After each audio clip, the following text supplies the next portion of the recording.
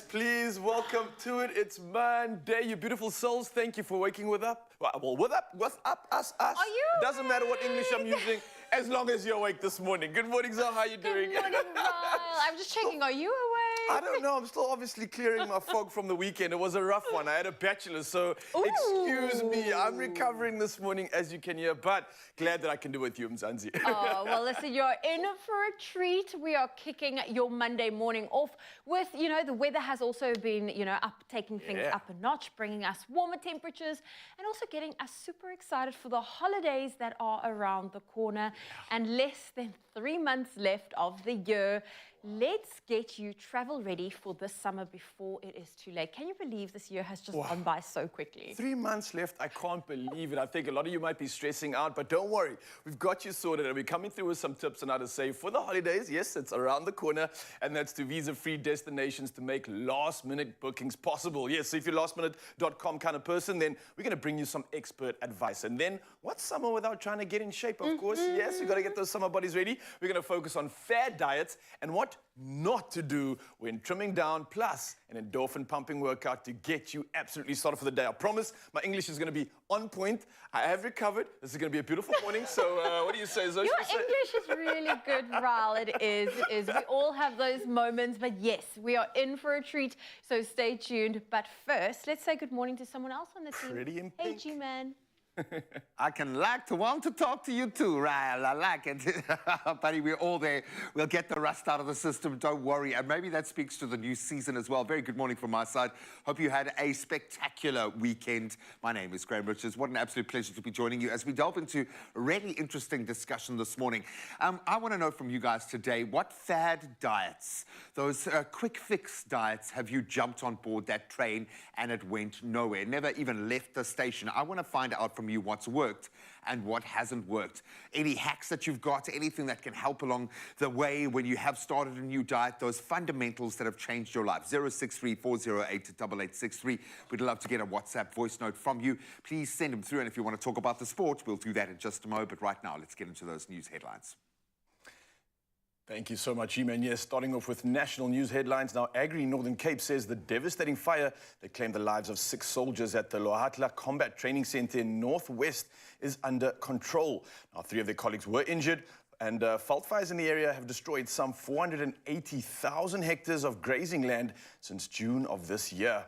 Now, Agri Northern Cape and several local farmers assisted members of the SA National Defence Force to quell the blaze, and the union said it would also assist affected farmers with fodder. Well, our condolences go to all those that have been affected this incident, and we carry on with the national headlines right now. And meanwhile, the aid organization Gift of the Givers is preparing an aid package to assist SA National Defence Force members who lost all their possessions in a devastating fire at the Lohatla Military Combat Training Center at Postmansburg in the Northern Cape. Now, the SANDF, otherwise known as SANDF, have made an urgent request for items such as clothing, toothbrushes, soap, face cloths, hand towels, sanitary pads, and blankets. Now, the fire destroyed the entire camp, vehicles, and personal belongings of some 1,300 military personnel. Now, from our national news headlines, let's head over to international news. And the International Monetary Fund, otherwise known as the IMF, says Africa will soon obtain a 3rd seat on its board of directors. Now, this ahead of this week's IMF and World Bank meetings in Marrakesh, Morocco. And the IMF says a seat on its executive board will give countries in sub-Saharan Africa a stronger voice. And in a similar move, the World Bank is also set to give a seat to African countries on its board. Now, the decisions will be made official at a meeting of the 2 leaders this month in Morocco.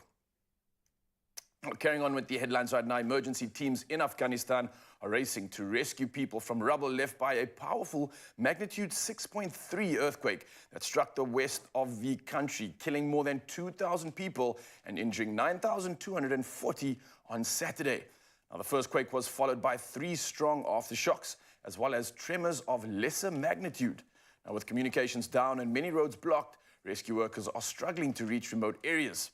Now, the UN and other organizations have begun to rush in emergency supplies, and the country is suffering a severe famine, and medical facilities are extremely limited. Well, lastly in our headlines, I don't know if everybody will be interested in this. Well, let's find out. Fancy a piece of donkey biltong or maybe donkey stew? Well, donkey meat is gaining ground in popularity in the Northwest, more specifically in Mahikeng. Now, the entrepreneur selling it says people are flocking to buy it. And the main reason for this is to boost their general health. Now, the meat is being processed into biltong, prepared for barbecue and chotlo. Now, this means mashed donkey meat. Many locals say the meat is cheap and delicious, but moreover, donkey meat is said to contain a higher percentage of protein and essential amino acids. Now, it's lower in fat, cholesterol, and calorie content than beef or mutton. So, why not say yes to a piece of donkey biltong? Well, you can decide what you chew on, but for now, though, let's chew on the rest of the headlines, and here's the G-Man with the latest when it comes to all things sport.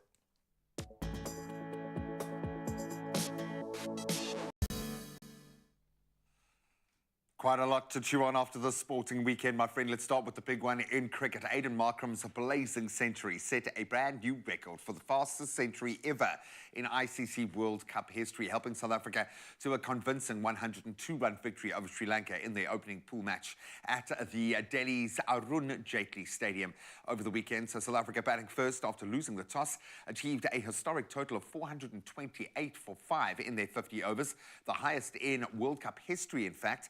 The Markram's 100 of just 49 balls surpassed Kevin O'Brien's record by 1 ball. Then Quinton de Kock and Rassie van der Dussen, they also scored centuries along the way, marking the first time 3 batters in one team have achieved this in World Cup history. So a couple of major moments there. The Proteas will now face a beaten Australia in their next match on Thursday. Of course, Australia going down, losing 6 wickets to India in their World Cup opener yesterday. Now let's turn to rugby, and the stage is set for an exciting Rugby World Cup quarter-final clash between the Springboks and host nation France, following Ireland's 36-14 victory over Scotland. That was in their final match of their Pool B at the Stade de France in Paris on Saturday. So South Africa secured the second spot in Pool B, with Ireland topping the group with that win. The quarter-final showdown between the Boks and France is scheduled for Sunday, October the 15th at 9 in Paris. And additionally, Ireland will face the All Blacks on Saturday, October the 14th at 9 o'clock in that later game. Then in the other quarterfinals, we've got Wales taking on Argentina. They were very spirited in their win over Japan yesterday. And then England will clash against Fiji again on Sunday. I wonder if Fiji can repeat that feat like they did coming into the World Cup. Now we turn to football, and it looks like a little mini moment of history as Arsenal secured a dramatic 1-0 victory over Manchester City with a late winner from substitute Gabriel Martinelli. So Arsenal ended a 15-game winless streak against City in the league, dating back to 2015. Despite City's dominance in the first half, Arsenal improved to over half-time. Martinelli's goal deflected off City's Nathan Ake, sealing the win and propelling Arsenal now into second place on the Premier League table with 20 points, trailing only Spurs on goal difference. And then it was a big one in motorsport as we build up towards the season finale, and Max Verstappen secured his 3rd consecutive Formula One world title with a second-place finish in the Qatar Grand Prix sprint race on Saturday, marking a historic achievement with 6 races remaining in the season at the time. So Verstappen now stands among the elite group of 3-time champions. Meanwhile, on Sunday, Verstappen claimed his 49th career victory, dominating the Qatar Grand Prix and, of course, solidifying his status as a triple Formula One world champion. So Australian rookie Oscar Piastri, he finished 2nd, while Lando Norris continued his brilliant year, taking 3rd place in an action-packed race marred by pit stops and penalties for track limit violations. We love a little bit of spice, but some great racing and a great weekend of sport. We'll delve a little deeper into all of the permutations in rugby. Lorenzo is standing by for that. But might be a few permutations on the weather front being the start of a new week. Let's get all of that in with Zoe right now.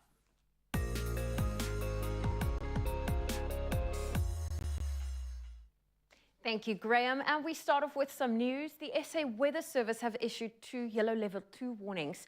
The first is the coastal area between Port Edward in KwaZulu-Natal and Port Alfred in the Eastern Cape for disruptive rain that could lead to flooding in places.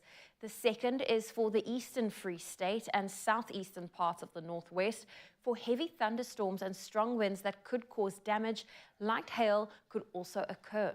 Extremely dangerous fire danger conditions are also forecast for today over the western and southern parts of the Northwest, parts of the Free State, the northern and northeastern parts of the Northern Cape, and far southwestern parts of Gauteng. However, the hot conditions of up to 40 degrees Celsius in certain parts of Limpopo will begin to decrease. Well, on that note, let's take another look at your temperatures.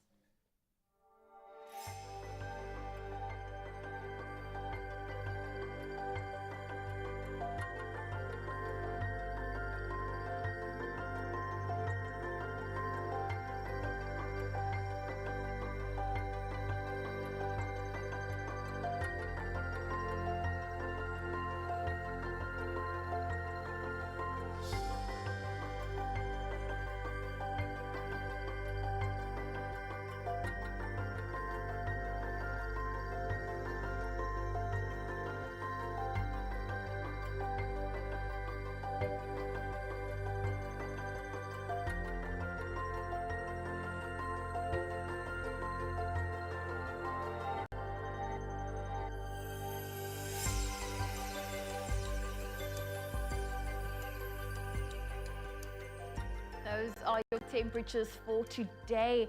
Well, let's take a look at your sunrise view, starting off with one of our regulars, Omi in Keymouth. Look at that gorgeous sunrise view with the ocean in the foreground. Then we have Juan, who sent through this view from the Serengeti. Look at those colors in the sky. Tace from Rugby Strand captured this view. I mean, look at that. I always love sunrise views along the ocean. Zia from Westville in KZN shared her morning view, and look at those clouds. And if you have a good morning sunrise view to share with us, please do so. Our number is 063 408 8863. Just doing those final last-minute touches for the morning. As you've seen, it's been a rough start to the morning, but I need you to come through and add some color to not only our summer, but to my summer too, right? Now, Woolie's latest arrivals have exactly what we need to refresh our wardrobes for warmer days and outdoor festivities. And of course, I need to help me choose between two looks once again. Get me started for this week. First up, we've got a pastel floral shirt. It's styled with beige chinos, and it's giving me more of that edgy summer look. I don't know if you can see this, but the feel is just absolutely on point. I think it's definitely giving me that feeling of lightness that we all want for summer, right? Then we've got option number two. This is a bit of a style up. This is a t-shirt laid with a beige cotton shacket. Shackets are taking over right now. It's going to also be paired with some stone chino shorts for a comfortable, what I think also chic summer look is going to bring. So this is a tough one. I don't know what's going to be a winner. I think they both can look good, but Mzansi, it's obviously up to you. I'm letting the power land in your hands. So head over to our Expresso social media pages, vote for your favorite look, come through, and hopefully we can all be styled up this week. And don't forget to include the hashtag #StyledByWoolie. So what are you waiting for? A or B? What's it going to be, Mzansi? Come through. Thank you. Ladies, I'm the boss. My time to shine, no time to get lost. Show them how I, show them how I.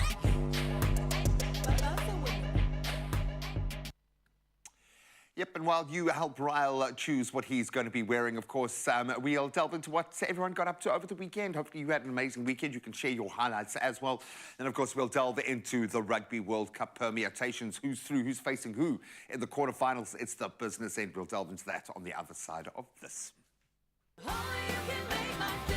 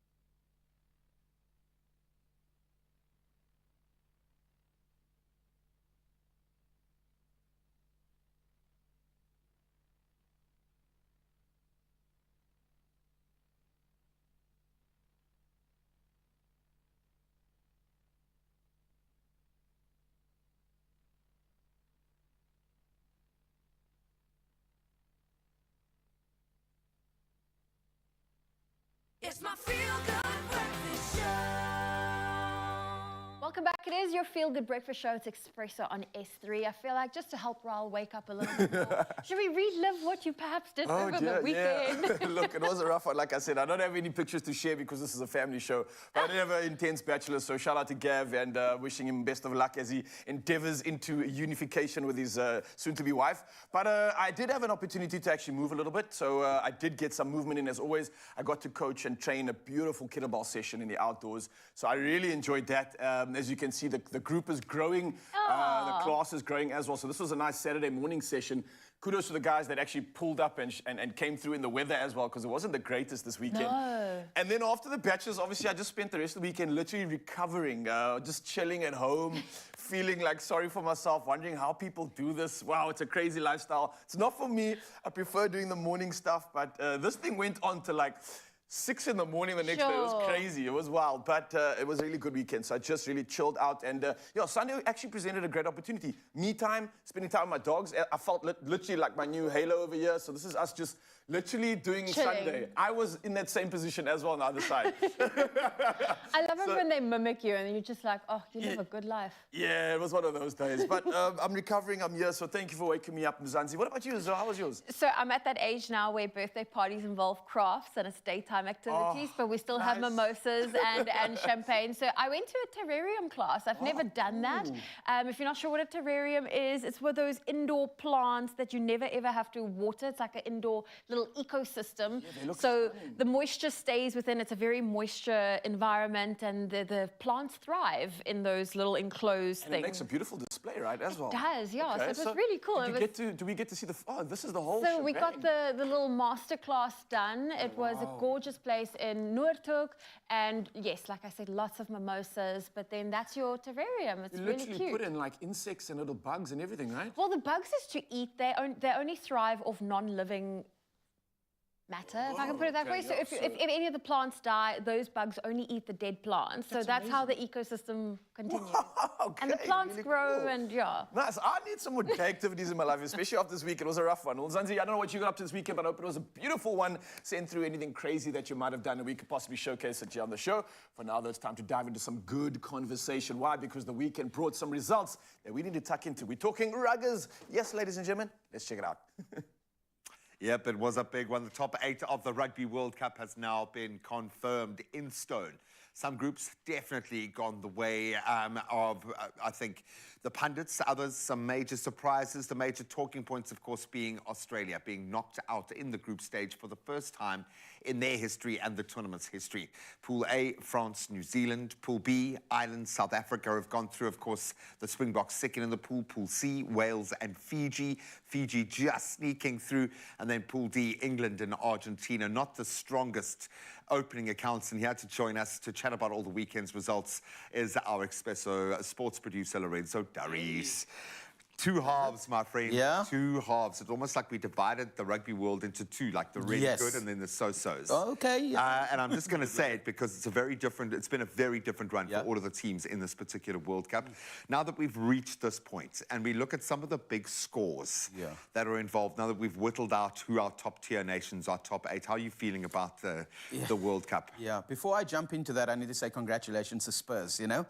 We'll Feels nice take there it. at the top, eh? Yeah, I'm not even going to appreciate it for a second, lest it Just drifts into the for wind. a minute or two there. But it's kind of the old guard against the new guard. It's the northern hemisphere against the southern hemisphere. It is a tale as old as time, as they put it. It's always been like this. Who is better when it comes to a sport that got developed in England?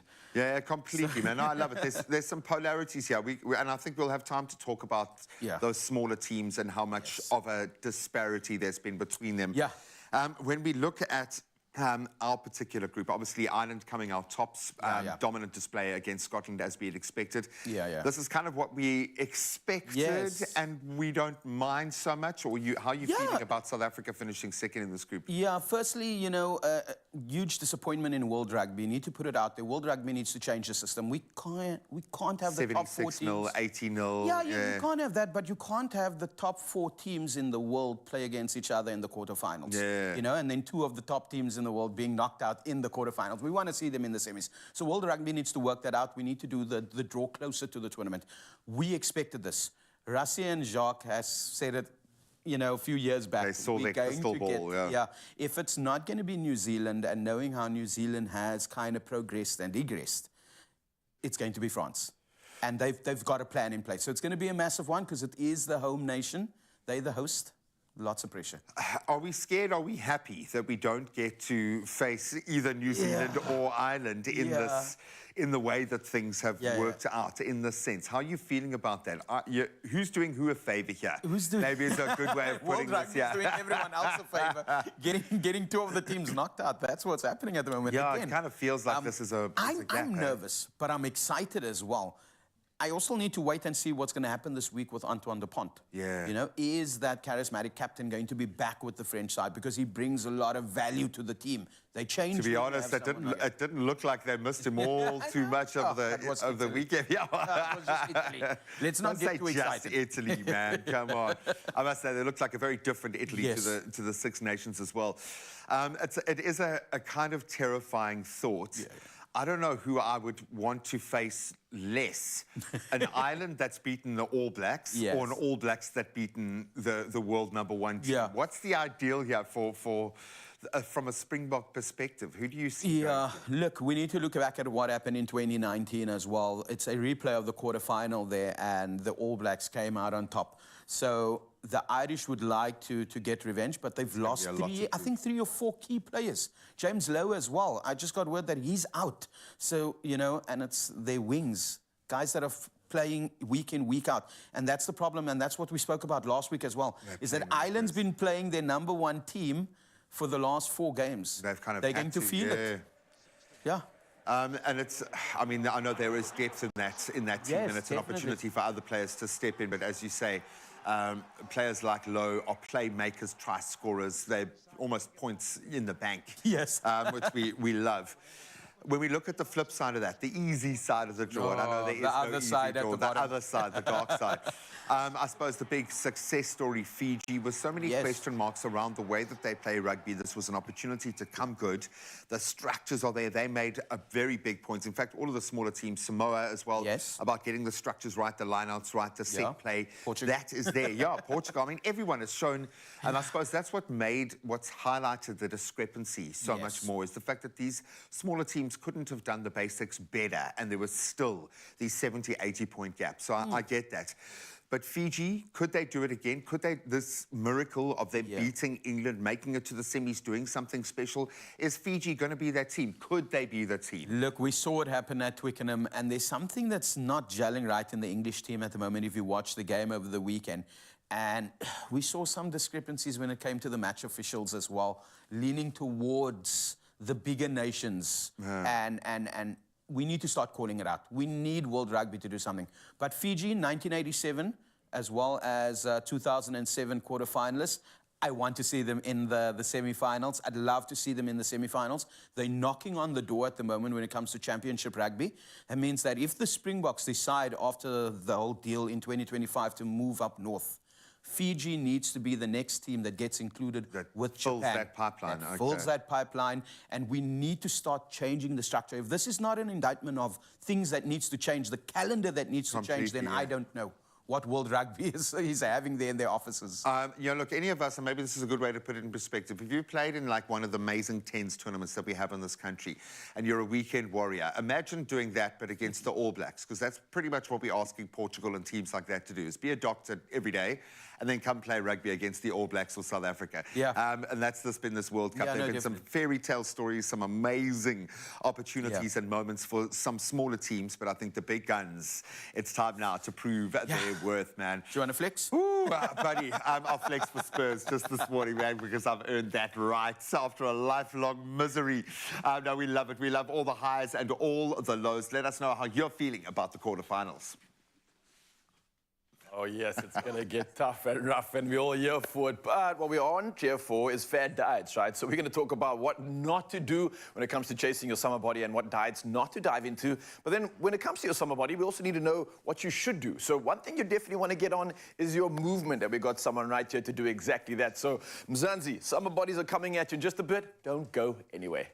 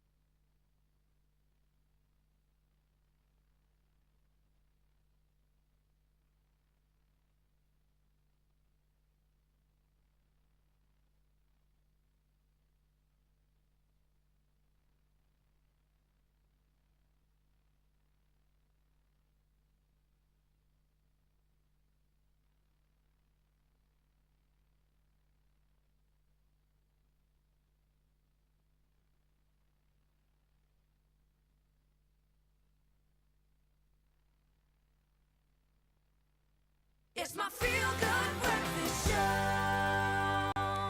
Yes, Mzansi, welcome back to your Feel Good Breakfast Show. And as promised, we are diving into some good conversation and getting your body ready for summer.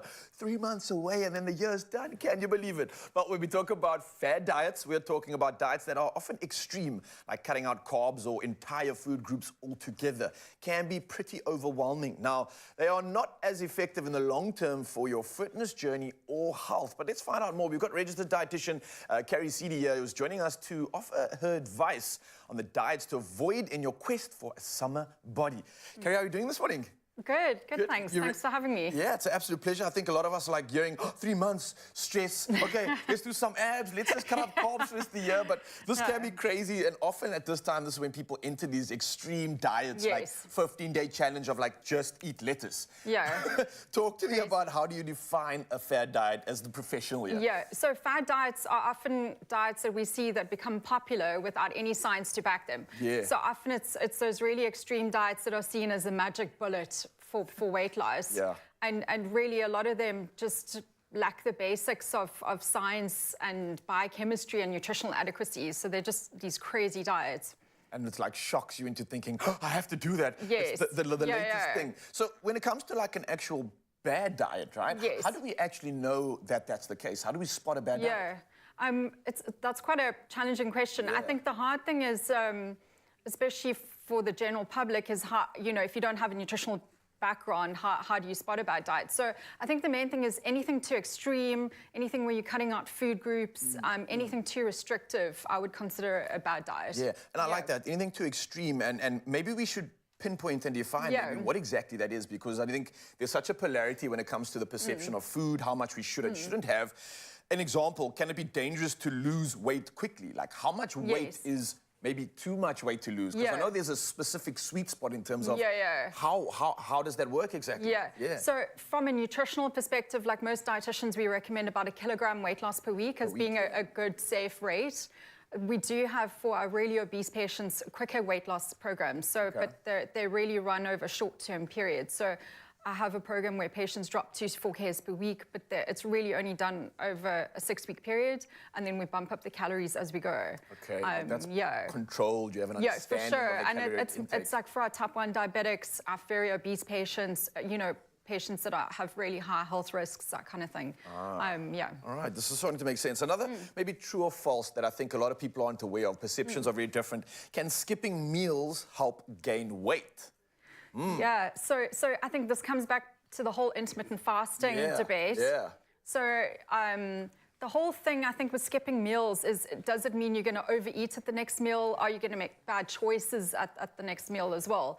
So we find patients balance their weight more about energy in versus out over a 7-day period rather than when they're eating. Okay. So most of the studies coming out now are showing that no difference in weight loss between a calorie-restricted diet and patients that are intermittently fasting. Yes. But they're actually finding patients intermittently fasting are losing more lean muscle mass and actually depositing more fat around the abdominal region as well. What would a potential reason be for that? And do you have any idea? So because you're putting the body in the state of ketosis for so long, you have so much fat flowing through the bloodstream for such a long period, and that fat has to go somewhere. So. And it sounds like everybody thinks intermittent fasting is like this cure to, like, oh, I can just do whatever I want now and just eat intermittent fast. But that's not the case, right? No. The way I understand it, there's this golden rule where it doesn't matter what you're doing, as long as you have this sort of calorie in versus calories out, I suppose, right? Sure. That's the golden equation. Yeah. Okay, so if you're intermittent fasting, you still need to eat correctly, right? Exactly, yeah. Okay, so often I see patients coming through intermittently fasting that aren't even losing weight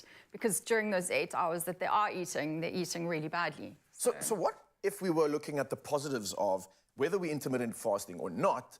What should we be focusing on when it comes to a good diet? I'm not speaking about the bads and what to stay away from, but like, what are the things that we should maybe focus on when it comes to getting our diet in check, getting a better understanding and a well-balanced diet? Yeah, so I advocate Mediterranean-type eating. It's got 60 years of science behind it. It's the only sort of diet regime that has no side effects. So a lot of the blue zones in the world are based on the Mediterranean-type diet. So it's really more fish, more whole grains, a lot of fruit and vegetables, and then we focus on the healthy fats like olive oil, avo, nuts and seeds. Oh, Mediterranean diet, and that obviously I would imagine also cuts out a lot of processed foods as well? Exactly, All right, well, thank you so much, Kerry. This is really informative. I think for a lot of us that are stressing about getting our bodies ready, this is the conversation that we need to have, so thank you for coming through. I hope this has shed some light for you, Mzansi, as well. But if you want for information, then you've got professionals like this to reach out to for all the nitty-gritty questions, especially if you're going through a diet right now that you are struggling with. Maybe there's a reason why. Maybe you should ask yourself, what's going on here? Am I getting the nutrition that I need in? Well, these professionals are here to help us, and we'll carry on with Summer Bodies right now. And hey, speaking of, let's get moving. Well, moving is equally as important as what you eat. And with summer around the corner, it's time to sculpt your dream physique. And joining us this morning is personal trainer TJ Jones. He's in the house and he's ready to help us with a workout that will really get us ready to feel as most confident as we can as we head into the summer months. TJ, it's great to have you here. Thanks for having me. So what are we going to focus on? Because we've got 2 parts of fitness today. All right, yeah. So we're going to focus on core and a little bit of shoulders. So a quick core exercise, 2 exercises, and 3 exercises for shoulders. Oh, all right. Fantastic. Let's get straight into it. All right, so first exercise. We're going to have 1 dumbbell right in front of us. All right, so what we're going to do is called in and out. Okay, this exercise is nice, quick, and effective. You want to do this for 30 seconds. Okay, so all we're doing is we're going sideways and sideways as fast as you can for 30 seconds, as many reps as possible. All right. There we go. Okay, we're going to keep it going. You obviously want to keep your core nice and tight. Nice and engaged, exactly. All right. So this is very important for So the you core. want to try and keep your knees tucked in, all the way in, and extending all the way out. All right, just like that. Okay, next up we got our leg overs. All right, this combination will get your core working, and you're going to see instant results. All right. I have a question. So if you're doing that previous exercise and you're feeling a bit of strain on your lower back, does that mean I did not contract my core enough, or is that normal to feel a little bit of, but not pushing it? That means you're not contracting your core properly. Okay. So just try and keep your shoulders back, chest out, and try and engage your core as much as possible. All right, we're going to try that again. All right, and let's go. Okay, it's feeling a lot better on my lower back. That's good. All right, that's perfect. Next up, we're going over into leg overs. Same positioning, hands at the back, shoulders out, and chest out. All right, all we're doing is leg overs, legs straight, up and down. Try not to touch the ground. And if you want to modify this, you can keep your legs down and single leg at a time. Single leg at a time. All right. And just like that, you've got your quick core workout before you want to go to the beach. There we go. Okay, so naturally, I have a very weak core. All right. So it's something I need to focus on. Exactly.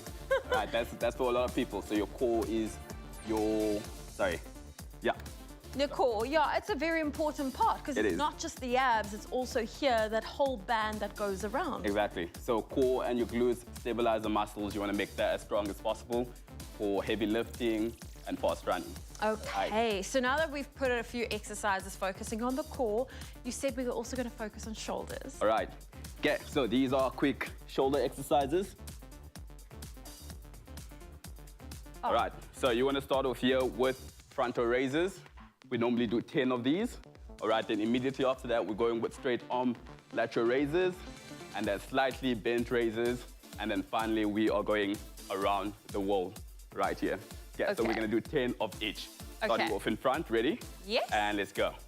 1, 2, 3, 4, 5. That's good. 6, 7, 8, 9, and 10. Now we're going sideways, lateral raises. 1, 2, 3, 4, 5, 6. That's good. 7, 8, 9, 10. And finally, we're going around the world, keeping our dumbbells together and thumbs pointing outwards. All we're doing is going all the way around. Right here, you should feel it on the sides of the shoulders. That's good. 1, 2, 3, 4, 5, 6. That's good. 7, 8, 9, and 10. And there you have it. There the shoulder we go. workout. A good shoulder and core workout. TJ, thank you so much. Well, you're not going anywhere. We did promise you 2 workouts with TJ, so stay tuned to your Feel Good Breakfast show. Right. Yes, indeed. If that summer body hasn't kicked in already, go slow. It's okay. It's just the morning. We've got another workout coming. It might happen a little bit later. We'll keep that motivation going this morning. And of course, we've got to discern sometimes as a parent those pain moments. Is it a high pain? Is it a low pain? What are those pain occasions all about? We're going to work through some of those differentiations in just a moment to help guide you through it. And of course, bring you a little bit of relief. We'll see you for that on the other side of this. Only you can make my day.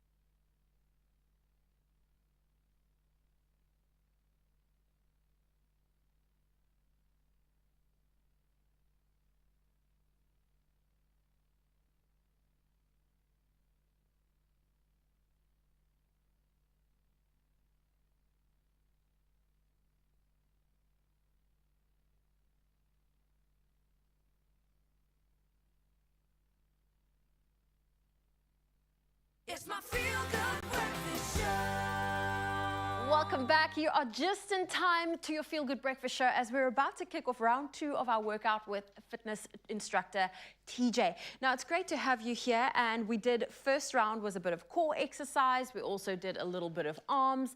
So now what are we going to focus on? Okay, so next up we are focusing on chest and back. Chest Right, and so back. what we're going to do is we're going to have the dumbbells close to our chest, and all we're doing, we're starting off with pressing up, straight up, coming back down, elbows 90 degrees, and we are opening up, squeezing our rear delts, and we're coming back to the middle again. All right, we're gonna do 10 repetitions of those. Are you ready? Yes, I'm All right, ready. and let's go. Up, 1. That's good. 2. 3. That's good, keep it up. 4.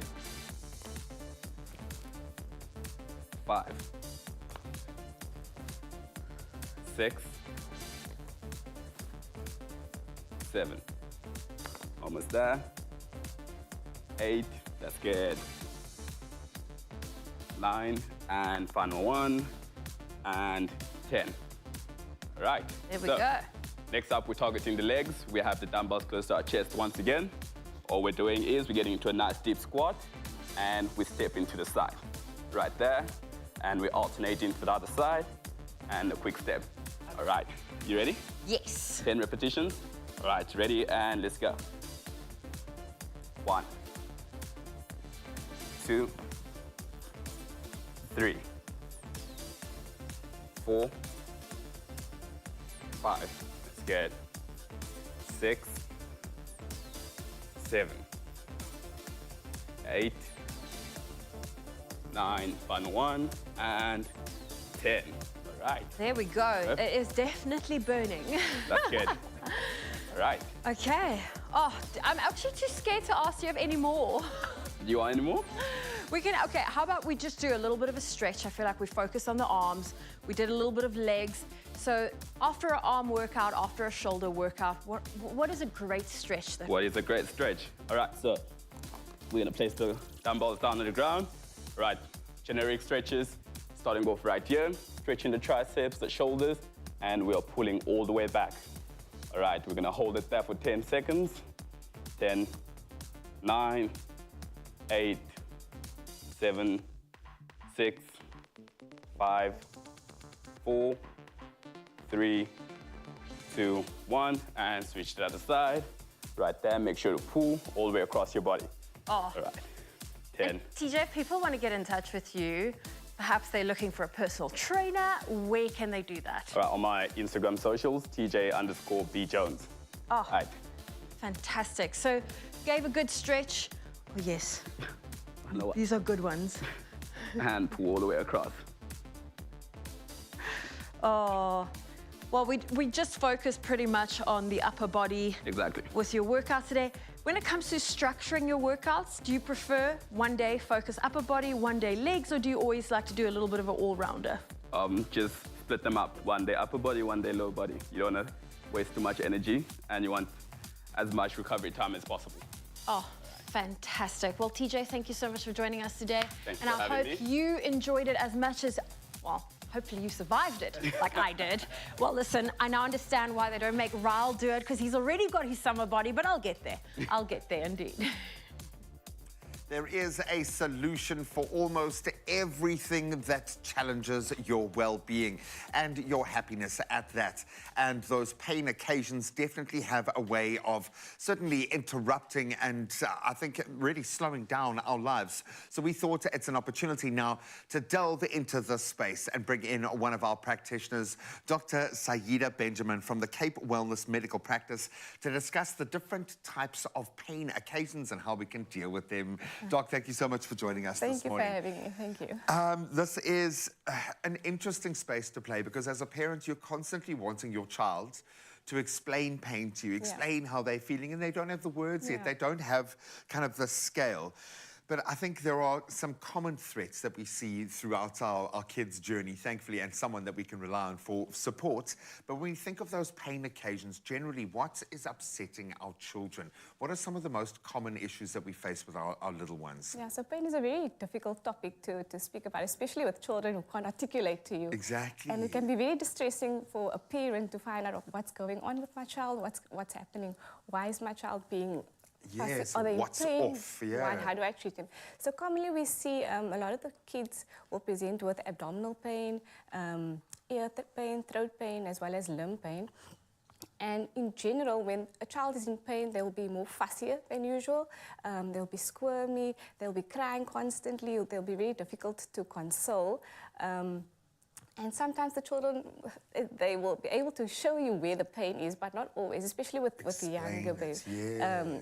So if there's ear pain or throat pain, maybe they'll be pulling at the ears, tugging at the ears, or touching the throat. You'll generally find them trying to protect the area that that's in pain. So they'll be putting their hands over it and keeping, especially with the limbs, yeah. So and I think it's worth, like, think of yourself in that situation. Your attitude will adjust according to your pain level. So, you know, if there's been a constant kind of upheaval there, then you know maybe there's something underneath that. I get that. We also go through our kind of regular pain occasions, almost so much so that we like, oh, it's time for my 4 o'clock headache. It's time, you know, we get used to these things. But adults face these pain occasions as well. And by virtue of that term, occasions, it means they happen relatively often. What are some of the common ones that those pain occasions that we find ourselves in as adults? So as adults, I mean, we've been living around longer than kids. So you'll find adults who have more chronic pain occasions because of the work we do, because of the injuries that we might have sustained that during we've our added lives. to the list. We've been picking up all through our lives. So you'll find that with chronic pain, it's pain that lasts a much longer period than it normally takes for tissue to heal. So that's what we'll be complaining about. There'll be mechanical pain, your back pain, like I said, because of the work some people do, picking up boxes every day. Yeah, or just just the sedentary lifestyle. That's strain on your life. You're not as active as you were before. And then you get the neuropathic pain, and these are due really to chronic diseases such as diabetes. You'll find neuropathic pain. It's actually a damage to the nerve tissue itself. And this is something that we'll more often see in adults compared to young kids. And then you get as well the nociceptive pain. So that is pain due to damage of any of the tissues, and usually due to an external or outside source as well. And that you can identify. Generally, there is a reason why. What's going on. We just need to get through our day. We just need that little bit of extra strength to get through our day. And I know we are built amazingly well. Sometimes just a little bit of help goes a very long way. Why is paracetamol such a lean-to? And I laugh as I say this inside because I've used it on so many occasions, obviously through the pregnancies with my wife, through the early phases from zero, pretty much, with your infants. Why is it so effective and so safe? So everybody knows Panado. So paracetamol is, the way it works is that it actually blocks the chemicals that are used to conduct the pain signals to your brain.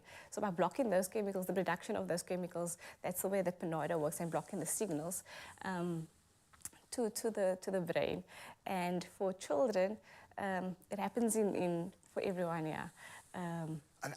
You know, for me, always with my kids, it's just the body will do it. The body will do its thing if it just has that moment of a gap. But it's very difficult when you're feeling absolutely awful. You just need to control the symptoms enough for the body to be able to fight it and just feel a little bit better so you can get through your day. The pain scale seems to be a really interesting way of kind of talking with your child about these sorts of moments to set a kind of a framework so that moving forward forever, what level pain is this? It's a you can have an understanding. How does that work? Because whenever you sit down in front of our ped or a doctor there, okay, let's on a scale of. How would you suggest a parent goes about establishing that with their child? So the reason that the ped or the doctor will ask you is because they will trust a parent. The parent knows when something is wrong with their child. So I always ask the parent, Mom, does your child seem like they are in pain, instead of asking specific symptoms, because the mother will know. So the pain scale, it's a visual tool. So it has about 10 facial expressions, and those facial expressions are numbered. And then it's a nice tool that you can be able to show the parent and show the child, and they'll be able to point out to you exactly what level of pain they are at. I mean, pain is very subjective. Exactly. It's different for everyone. Certainly between men and women. Yeah. So usually level 0 is when there's no pain at all, and 10 being the worst possible pain imaginable. Usually between 1 and 3, that's a mild pain. That's something you can maybe get away with at home. I would say about between 4 and 6, that's when you're like, okay, maybe I should start Getting seeing real, yeah. the doctor about something. And then once you hit level 6 or 8, 6 or 7, sorry, that's when, okay, maybe I should go to the emergency room and have it sorted out. Yeah, anyone who's been there knows exactly how that feels. And anyone who's been there with a child who can't explain knows exactly how how terrifying that space can be. So thank you so much for giving us some advice in this space. I know you've had to apply this practically within your own life a lot. And I think that's the bottom line here. Is you can help young children, we can help ourselves. There is something very special about the role that paracetamol plays in its space. But thank you so much for stepping in this morning. We absolutely love you and we appreciate you on behalf of all your patients. Thank you so much for seeing us through the winter season. There is an opportunity for us to help the entire family. Share this information with a fellow parent or with a guardian so they can be clued up and as clued up as you when it comes to effective pain relief with the power of Panado. Introducing Panado Pediatric Syrup 5 ml sachets. They're really convenient to pack and easy to use, so you're always prepared for pain and fever, anytime, anywhere. Some wholesome conversation. Thank you so much for coming through. We're definitely getting served on this Monday, ready for the weekend. I'm almost about ready. I just got to get those votes coming in from you, Mzansi. So it's your last chance to vote and get me sorted for today. And I'm hoping that you can choose the right one. I don't know if there's going to be a wrong one here, but they're definitely both going to elevate my style. So head over to Facebook and go vote for those options. Is it going to be the linen blend shirt with this beautiful patterns, or is it going to be the shacket and t-shirt combination? Come through, Mzansi. Let me know. And let's get this Monday officially started.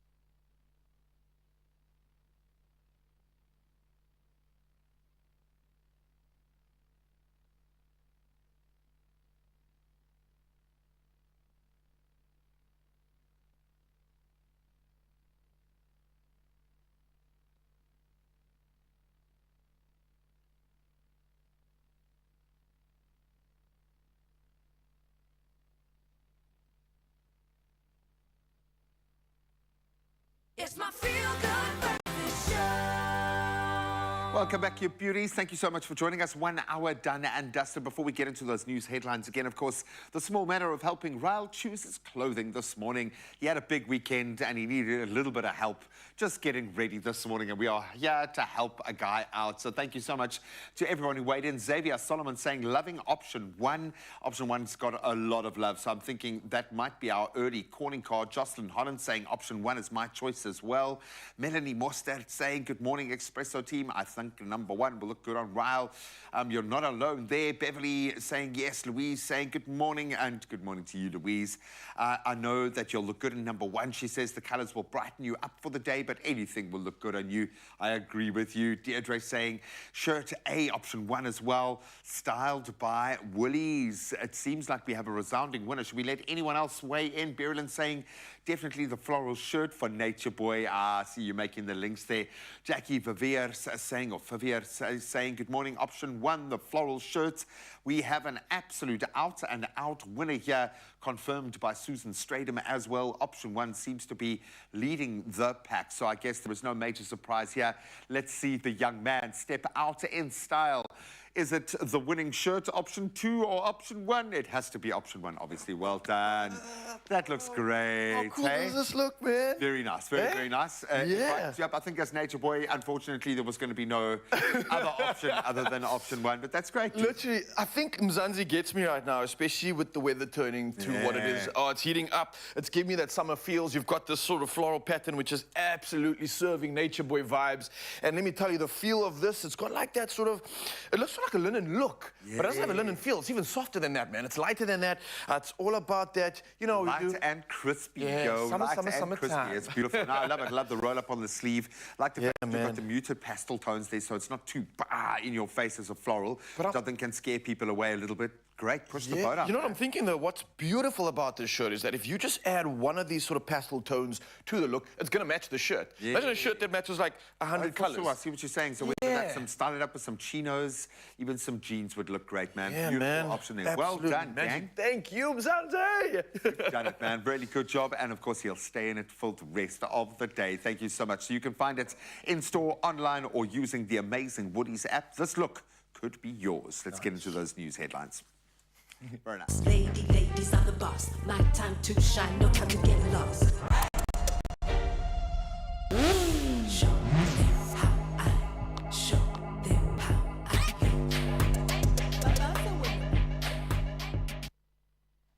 Well, we're a few minutes before 7. Let's quickly look at your national headlines. KwaZulu-Natal Premier Nomusa Dube-Ncube has unveiled 55 new trucks, which will be used to improve the turnaround time in addressing pothole patches in the province. The procurement of the trucks unveiled at the launch of the 2023 October Transport Month campaign is part of the commitment made by the Premier to improve the provincial road network conditions. The trucks, fitted with the latest pothole patching technology, will be distributed to all departments of Transport District offices. And staying with our local news, Agri Northern Cape says the devastating fire that claimed the lives of 6 soldiers at the Lahotla Combat Training Centre in Northwest is under control. 3 of their colleagues were injured. Felt fires in the area have destroyed some 480,000 hectares of grazing land since June of this year. Agri Northern Cape and several local farmers assisted members of the SA National Defence Force to quell the blaze. The union said it would also assist affected farmers with fodder. Now moving to news abroad, up to 700 Israelis have reportedly died in attacks by Hamas militants since dawn on Saturday, which was the Jewish Sabbath and the festival of the Shimchat Torah. Fighting continues and dozens of Israeli warplanes have attacked the Gaza Strip. At least 413 Palestinians are confirmed dead, with some 2,300 injured. Israel's Prime Minister Benjamin Netanyahu has warned people in Gaza to leave as he vowed to turn parts of the territory into rubble as revenge. The US is moving Navy battleships and military aircrafts closer to Israel in a show of support. And the International Monetary Fund says Africa will soon obtain a 3rd seat on its board of directors.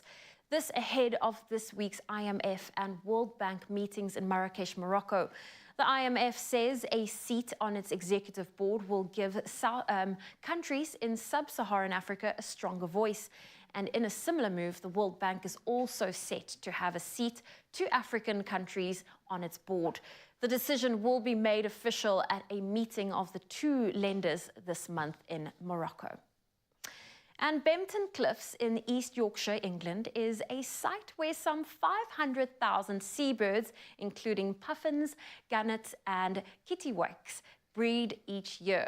A photographer, Dan Howe, recently witnessed an amazing event there, the moment a peregrine falcon swooped and flew off with a puffin in its talons. And then watching the wee bird somehow wriggling out of the abductor's talons and making a very hasty escape, to Howe's absolute joy. Howe says he stood in awe at the puffin's spectacular escape, later referring it to as a once-in-a-lifetime experience. He described it as an incredible, dramatic, and immensely uplifting, and it's incredible that his camera was there to capture it all.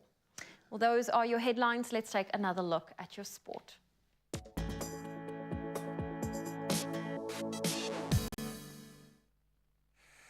Thank you so much, Zoe. Let's start with some cricket. And of course, we've got the Cricket World Cup having just kick-started this weekend. And what a start for the Proteas. Aidan Markram's blazing century set a new record for the fastest ever century in an ICC World Cup. In fact, helping South Africa to a convincing 102-run victory over Sri Lanka in their opening pool match at the Delhi's Arun Jaitley Stadium over the weekend. South Africa batting first after losing the toss achieved a historic total of 428 for 5 in their 50 overs. The highest in World Cup history. Markram's 100 of just 49 balls surpassed Kevin O'Brien's record by 1 ball. Then Quinton de Kock and Rassie van der Dussen also scoring centuries along the way, marking the first time that 3 batters in one team have achieved this in a World Cup as well. And then the Proteas will face Australia in their next match, and that's this coming Thursday. Australia going down to India by 6 wickets in their opener yesterday. Now we turn to rugby, and the stage is set for an exciting Rugby World Cup quarter-final clash between the Springboks and host nation France. That was following Ireland's 36-14 victory over Scotland in their final Pool B match at the Stade de France in Paris on Saturday. So South Africa securing the second spot in Pool B, with Ireland topping the group. The quarter-final showdown between the Springboks and France is scheduled for Sunday, October the 15th at 9 in the evening. That's in Paris. And then additionally, Ireland will face the All Blacks on October the 14th. That's the Saturday at 9 o'clock in the evening as well in Paris. Then in our other quarterfinals, Wales will take on Argentina, and then England just squeeze through. And they'll face up against a particular hoodoo side for them, Fiji, and that'll be on this Sunday. Now let's turn to football, and a minor moment in history, at least for the two coaches involved, as Arsenal secured a dramatic 1-0 victory over Manchester City with a late winner from substitute Gabriel Martinelli. So Arsenal ended a 15-game winless streak against City in the league, dating back to 2015. Arteta's finally got the win.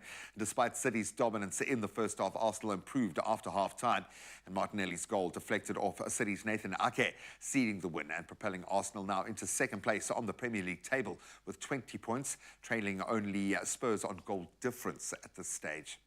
And then finally, we turn to motorsport, and he's officially done it. Max Verstappen secured his 3rd consecutive Formula One world title with a second-place finish in the Qatar Grand Prix sprint race on Saturday, marking a historic achievement with 6 races remaining in the season at the time. So Verstappen now stands among a very elite group of 3-time champions. Meanwhile, on Sunday, Verstappen claimed his 49th career victory just to underpin that, dominating the Qatar Grand Prix and solidifying his status as a triple Formula One world champion. An Australian rookie, Oscar Piastri, he finished in 2nd, while Lando Norris continued his phenomenal season, taking 3rd place in an action-packed race marred by pit stops and penalties for track limit violations. We love a little bit of spice, but well done to Team Red Bull. That's where we leave our sport for this hour. We'll touch on those headlines again in about an hour now or so, and the roads should be waking up properly. So let's get you that traffic update and get you to work safely.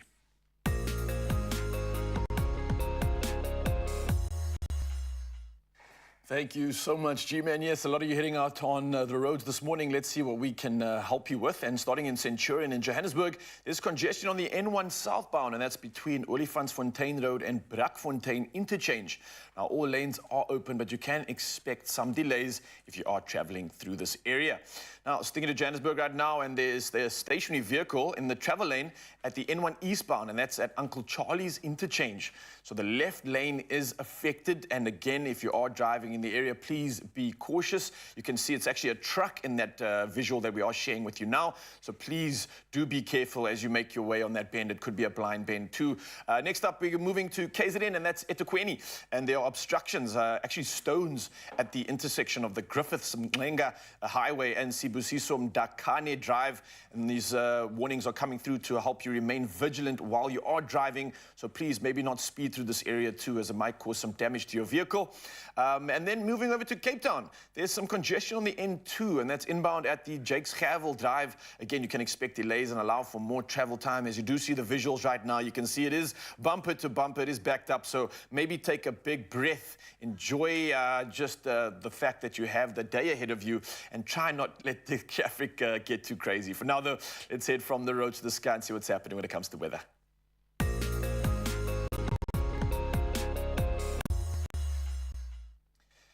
Reporting on weather news now in Johannesburg, Water says it's still experiencing challenges in supplying water to certain parts of the city due to operational issues at the Eikenhof pumping station.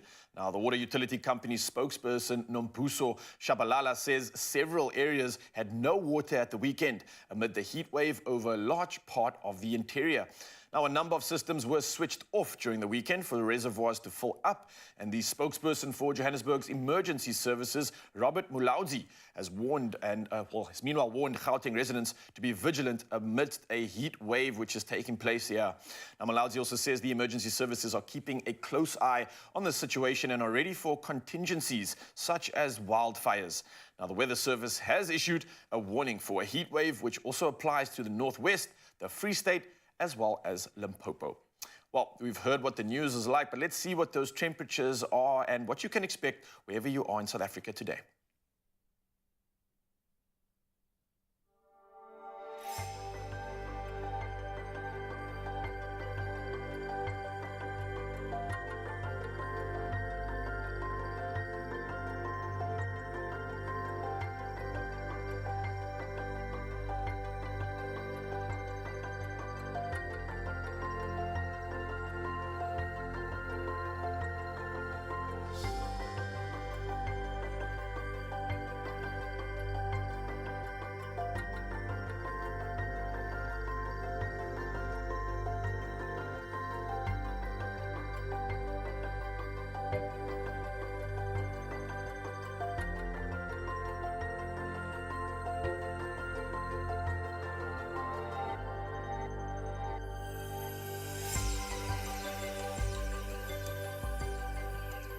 Oh, well, definitely heating up in the country, as you can expect. But let's see what it might actually physically look like. And of course, the most entertaining part for me, especially, are these sunrise views. So let's see what we can dive into for the 7 o'clock edition. We've got Dale from Boerdesig, who shared his spectacular view. Look at this morning view. I mean, the cloud formations, the color, the contrast.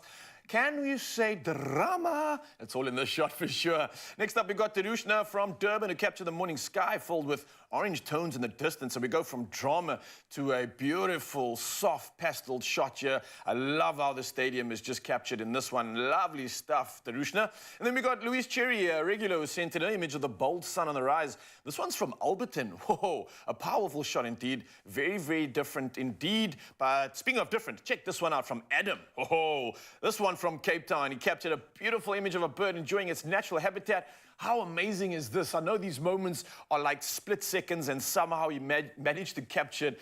Oh, what an incredible shot. Dancing in the rain, dancing in a puddle, whatever it is, it's just pure magic. Mzansi, thank you for sending these pictures in. Stepping it up, you little artists. I love it. Keep it coming at 063 408 8863. And we'll do it all again at 8 o'clock. And oh, I don't know how you're going to beat that. Thank you, Ryan. Well, listen, it's after 7 o'clock, which means we still have 2 hours of fun together. Still to come, we're going to take a look at ways at how you can save for the festive season. Cannot wait for that. And then we're going to step out there and explore our beautiful country.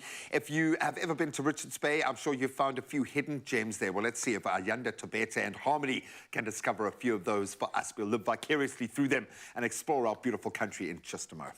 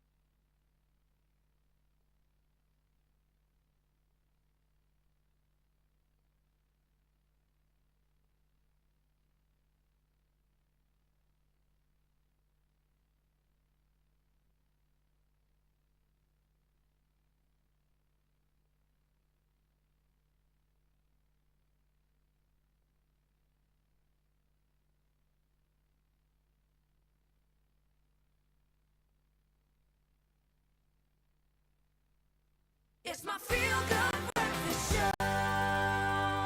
Welcome back, you beauties. I know it's been all light and fluffy, so let's bring you back down to earth and talk money. Okay, I don't think any of us want to deal with the headache of having spent too much over the holidays, but a lot of us probably will. And that's why we've invited a financial planner, freelance writer, and best-selling author and good friend of our show, Sylvia Walker, into studio to offer some tips on saving ahead of the festive season. This might only really count for next year, because we might be a little bit too late for this Christmas. Sylvia, welcome back. Thank you so much.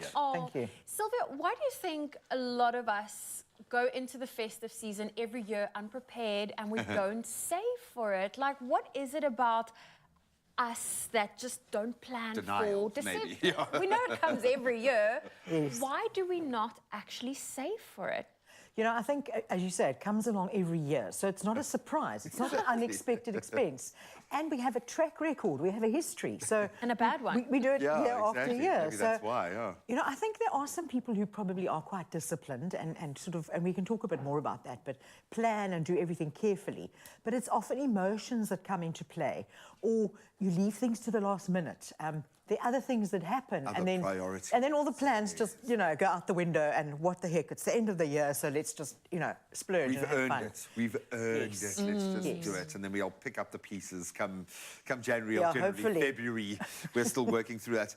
Let's look for a golden ratio here. What number do we need? How much should we be saving for those Decembers? How much more are we likely to spend, maybe is a better way of looking at it, in December? And how much of a kind of cushion do you think we need? So it's quite interesting. Research shows that in South Africa, about 75% of us spend more over the festive season. So it's not everybody, about 75%. And then of those, of those that spend more, it's about 6,500 Rand on average that we spend more. But obviously that's an average. So some person might spend 10,000 or 20. But so that can give you a kind of ballpark figure. It all depends on your personal circumstances, though. So there's no sort of hard and fast rule. It also depends on how big your family is, you know, how much you splurge, what your priorities are. Now, I know a lot of people can be quite reckless when it comes to debt and then going into even more debt over the festive season. Sylvia, from an expert's point of view, what mindset should individuals have that perhaps are thinking of, like, maybe I can put that on the credit card, I'll sort out the credit card next year. Loan for that holiday, You know, it's not just the credit card. That's the easy one. You know, don't go into debt, we say. Because that's everybody knows that. It's a no-brainer. But it's when you go and you swipe that store card for those extra special, you know, Christmas crackers or that little extra gift. It's that kind of thing we need to, that behaviour. As I say, it's an emotional thing largely. We overspend often because of emotions. So it's trying not to do that. But then the other important thing is, let's say you manage to do your festive season on cash. Do you have enough money in January to buy groceries? I think that's often where it catches people. You forget, you know, you get that December salary early on, middle of the month, and then we know it's like a 6-7 weeks till the next payday. So that's often where the debt, you know, where you incur debt is actually just to make it through to your next payday. Well, that's it. And I think, I suppose there has been a bit of a shift, it feels, within the banking fraternity as well to manage. I think post-COVID, a lot of that understanding of what good debt and bad debt is and how to manage that. Thankfully, there's a lot more education in that space, which helps a lot. What are we spending our money on? What is the 6 grand going towards? Is it splurging on dinners? Is it an extra braai? Is it paying the entrance fee to get into places? Or is it stuff that we normally would get anyway and we're just buying more of it? Have you been able to track where that money's going? So about a third of that is going towards food and drink. Okay. Which is not too bad, I suppose. And the rest of it is going towards gifts and, I suppose, entertainment, going out, you know, maybe holidays. But, sort of a third of it is going towards the whole drinking, eating, which is, of course, another whole issue because we do everything in excess. We've kind of been raised like that, you know. It's 3 meats, 3 salads, 3 vegetables. And you feel almost justified, beyond justified, if you don't do it like that, you're falling short. Yes, absolutely. And it's an incredible waste. It's an incredible... If you think of how many people have the leftovers, how many recipes there aren't on how to use leftovers. Yeah, you live off them for about 2 weeks after Boxing Day, until they start growing in your fridge. So the point is there's a lot of wastage as well that we need to, even though we do the entertaining, there's a huge amount of wastage. And it becomes expensive. You know, we know about the sort of bring and braai. Everybody brings something. But even if you're hosting, it's incredibly expensive. Oh, sure. So, you know, maybe rotate those hosting experiences. Maybe do like a potluck dinner instead of a braai. Everybody brings something. So you have like a medley of things. So look at ways to make it cheaper on, you know, on your pocket at the end of the day. And do it as a group, do it as a family, do it as and be clear about it. Don't be showing off with the extra braai breakies that you don't need. Talk to each other. It's creating new traditions, really. That's what I'm saying. So don't fall into the trap of this is the way it always was done. Create new traditions. And speaking of those new traditions, I mean, we are in October, so you've got October, November, boom, it's the festive, so maybe not enough time, but still 2 months to prepare yourself for December.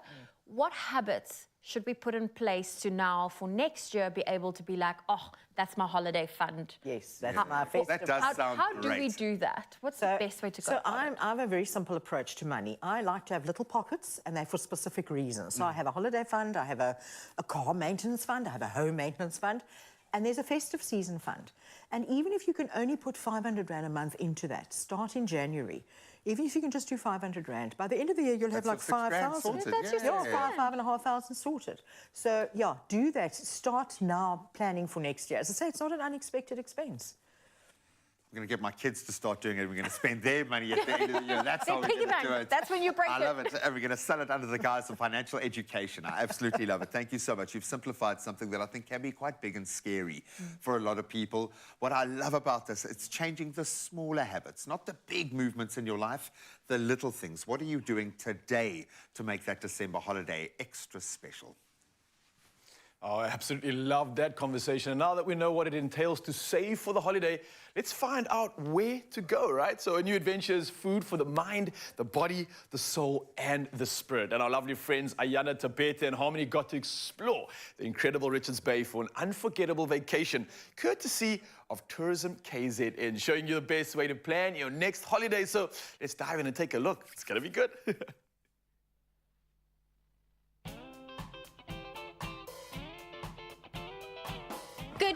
Good morning, Sanbonani. Igama is Ayanda Tabete, Miss South Africa Runner-Up 2022. I have had the most incredible itch in my feet for adventure, and today I get to scratch that itch, finding myself in the beautiful province that is KwaZulu-Natal.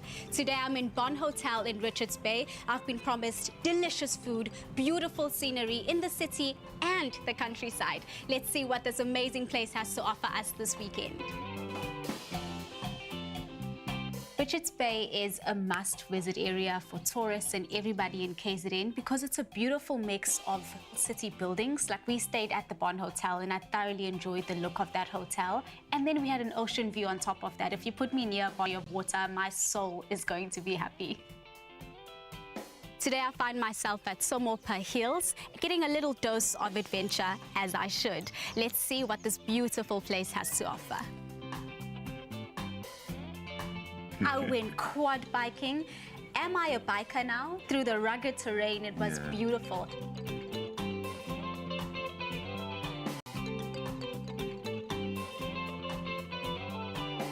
What makes Somopo Hills different from all other adventure parks? We are located 100 meters away from the resting place of Inkosi Somopo Carla Mthembu, who was a remarkable figure in the Zulu kingdom, as he was tasked by King Bande to raise King Cetshwayo. So our hills are very beautiful and we're having amazing vegetation. As you can see, we are surrounded by biggest two towns, which is Mpangeni and Richards Bay, which makes our location very strategic for visitors who wants to come and explore what we are offering as Somopo Hills.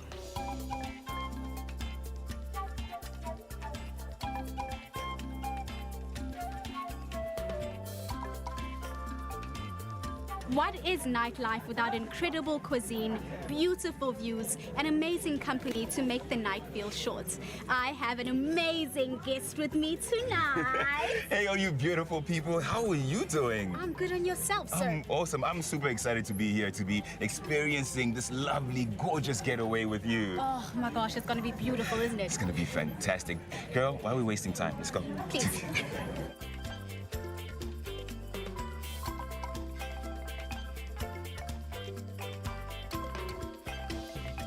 Chef Andiswa, thank you for welcoming us to your kitchen. What will you be cooking for us tonight, Chef Andy? I'll be making frame-grilled lamb cutlets for you, the pap, traditional spinach, chakalaka, using our own herbs. Then I will also make you a whole fish, a lemon cooked salsa, and a lemon and garlic potatoes.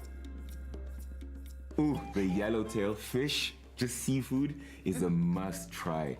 But for me personally, I love the lamb chops. Give me red meat any days. I'm clearly all about the land and he's clearly all about the ocean. Oh, this was phenomenal. The food, incredible. It's a yes from me. It's a yes from me too. Yeah. But we'll catch up with you tomorrow as we do an amazing excursion. But for tonight, it's cheers, right? Please. Cheers. Cheers to that.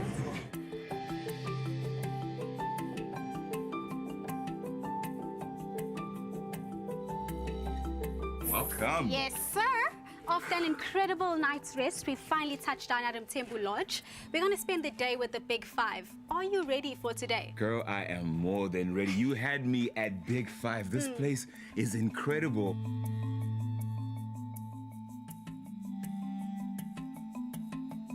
But what are some of the standout features and activities that guests can look forward to? We do game drives because this is the home of the Big Five. KwaZulu-Natal is more about like the Zulu culture. Yes. This used to be King Shaga's hunting ground. Yeah, you get to know in the Zulu culture in depth. Oh, makes it Yes. so special. So Very. proud of being Zulu today.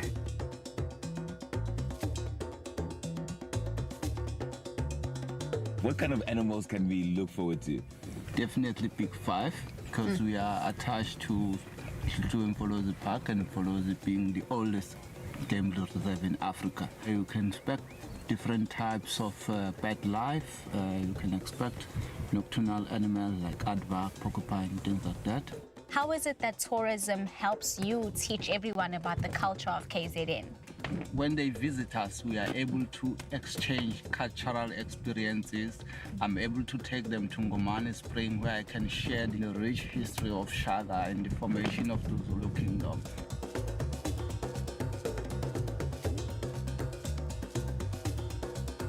There is so much to do in KZN, like everything from wildlife to the nightlife to picnics to restaurants to just enjoying nature. It's incredible.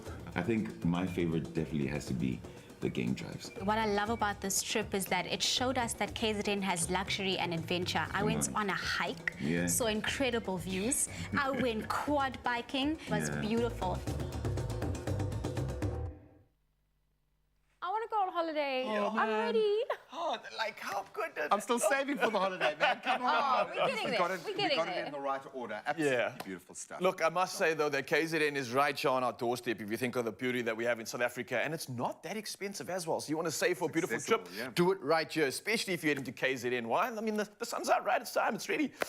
Which means you can go with friends and family on vacation of your dreams. And perhaps maybe that is something you're planning. Let us know how much you enjoy your trip to KZN and your favorite things to do. And you're welcome to share that with us on our Expresso social media. But listen, speaking of Expresso social media, we have Nolly Knowles ready to chat about her brand new role or the new character on Uzalo. So we will connect with her. She is ready on video call. And fresh. So we are looking forward to catching up with her. And then the amazing Carla Franco is in the house. Carla's looking and sounding absolutely amazing, and she is just the coolest human being on the planet. We're going to connect with her in just a moment and, of course, hear her perform just for you. My kind of Monday.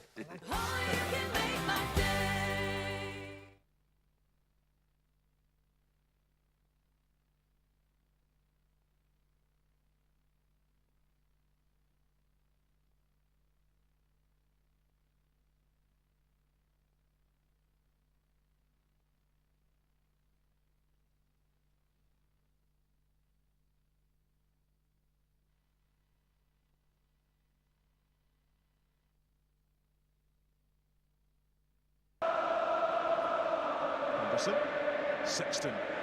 This is Ringrose running the arc. Ireland looking for possession. Ringrose slices.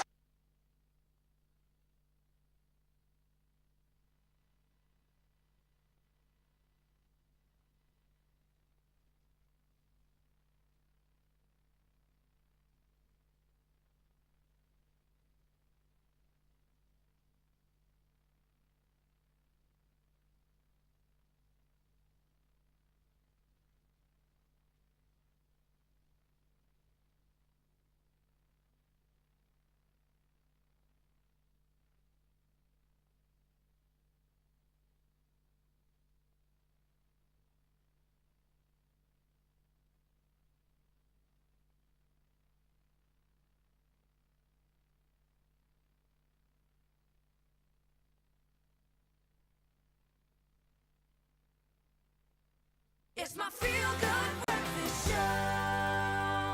Welcome back. It is your Feel Good Breakfast Show, and you're just in time because with so much to watch these days, it's tough to narrow our choices down to quality entertainment. Now, here to point us in the right direction is the talented actress and presenter and singer Noluthando, also known as Nolly Knowles, and she has acted in beloved South African soapies, presented some of the most entertaining shows, and had a different start to her singing career thanks to a South African top singing competition. But today she's going to tell us about her new character on Uzalo and her appearance on the Insider Essay this evening. Nolly, good morning. Good morning, Zoe. How are you doing? Oh, I'm doing good. It's always so great to catch up with you, and I believe we wanted to do this in person, but we'll settle for video call for now.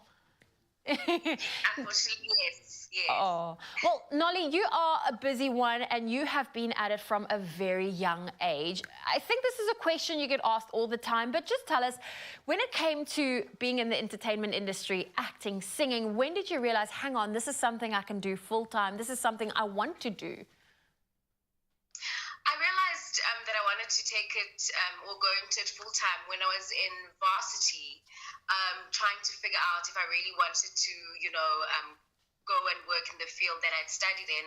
But I was like, nah, I think I want to be a presenter. I want to be an actress, so I'm going to pursue that rather. Yes, but you also come from a musical or a very creative family, being that your brother and your sister are also doing really, really well. Can you tell me who is the middle child, firstly? I feel like I need to ask you that. It's me. I'm the middle child. I'm also the middle child. Do you feel like you have middle child syndrome? I mean, maybe. Yes, I do. Now, having your brother and your sister also in the arts space, do you find that there's perhaps some internal competition amongst the siblings? No, not at all. What we've always strived for was to be individuals, in the industry. I don't want to be known as, Sobantu's sister or Colin's sister. I am my own individual. I do my own thing.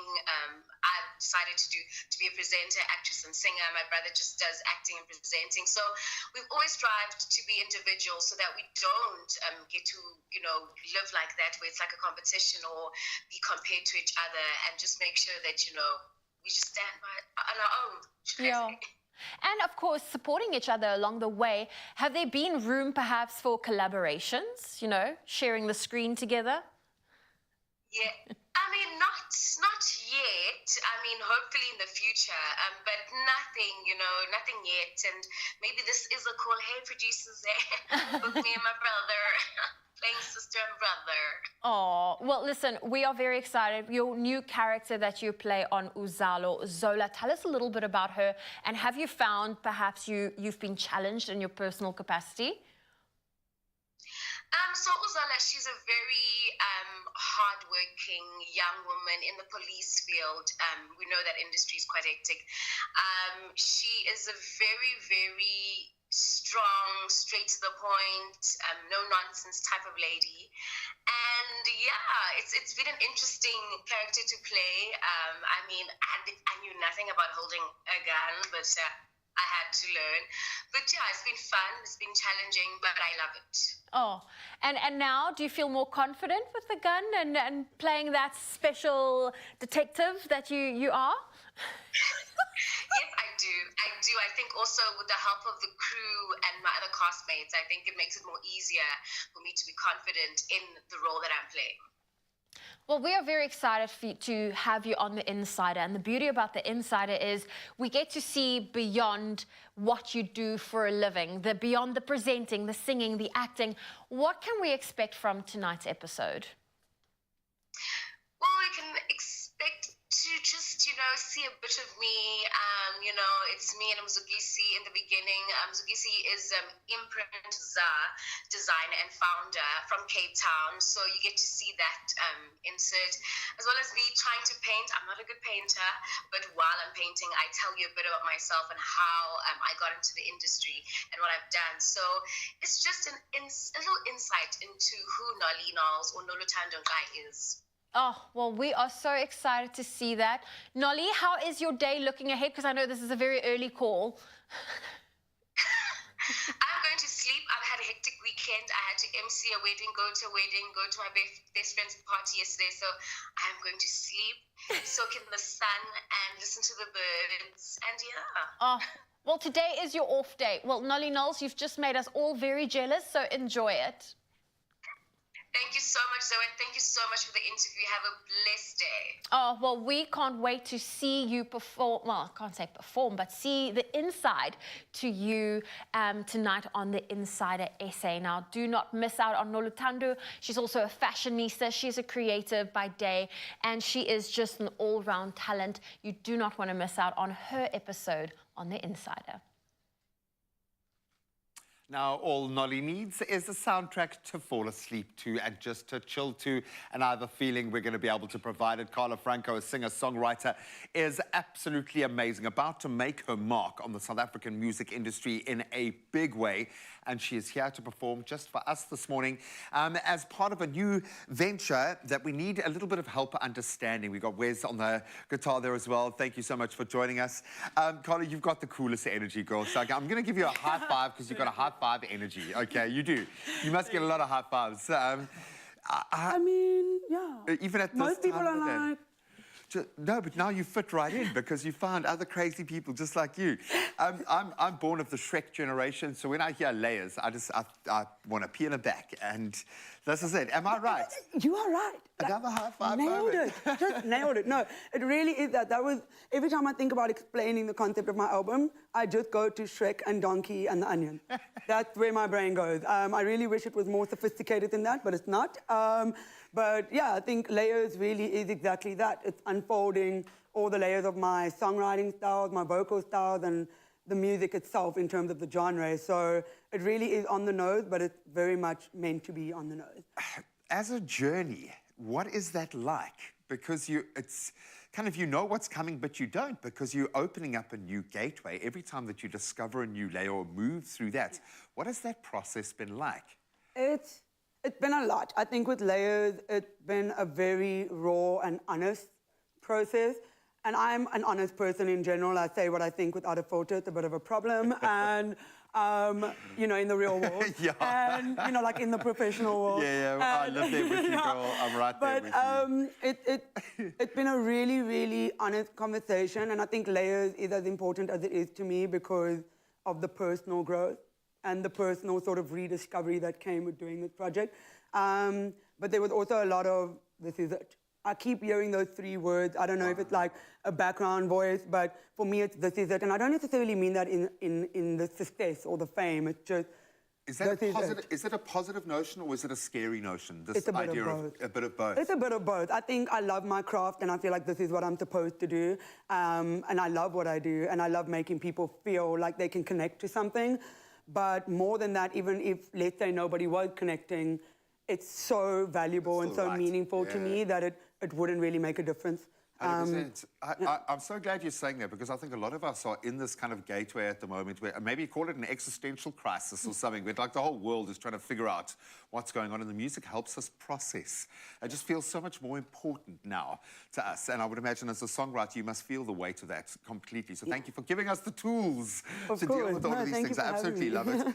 You've dragged a couple of people along this journey with you. How do you go about collaborating? Is it always an organic thing? Were there people that you were like, okay, I need to sing with this person, I need to create with them? How do you go about that? It's such a like, it's different for everyone. And I think like with Leo, we did Bygone. He actually released his own album and he was like, I want you to write a song for me.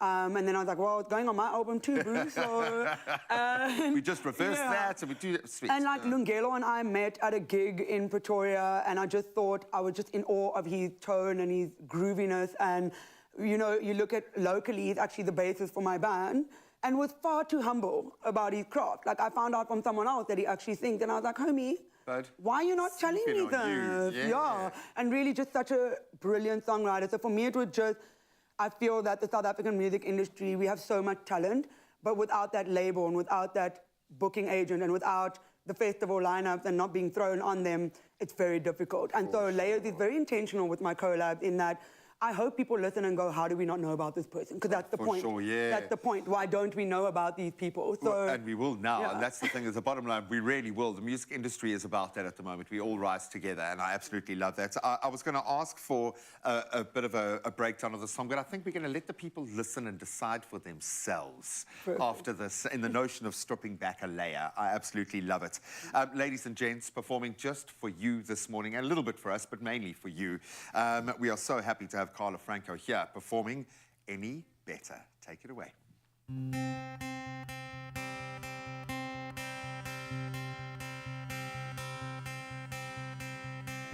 I've been trying to tell you, mother, when you wake up anytime, bother, I ain't headed for the unknown. You can keep all of your money. All your hurtful things no longer pays me. I'm gonna make it on my own. And you know when it hit me, you said you'd be better. Every time they left me, you said you'd be nearer. And every time they blamed me, you said that you'd never. You say, damn the girl that hurt me, but mama, you ain't any better.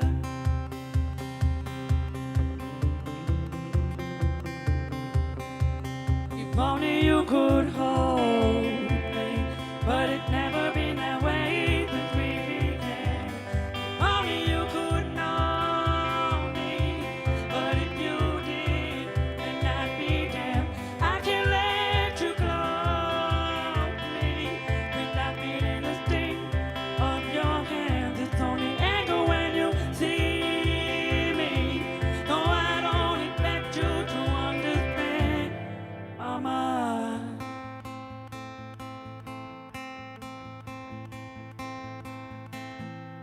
You know when it hit me, you said you'd be better. Every time he left me, you said you'd be nearer. And every time they blame me, you said you'd never. You say, damn the girl that hurt me, but mama, you ain't any better. You say, damn the girl that hurt me, but mama, you ain't any better.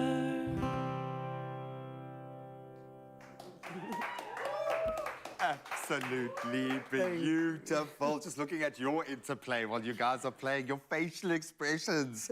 I was going to say you're one of a kind, but I think you're two peas in a pod. I think there's a better way to say it. 3 peas in a pod, right? We are here for that. Download, download, download. Please, that is the most important element of this entire equation. Download the music if you love it as much as we do. Why is it not playing in your car? Through everything that you're doing today. And, of course, we've got more performances coming your way on the show and live on all of our social media platforms. I think we can get one more round of applause for these incredible human beings. Carla, Franco, where's absolutely...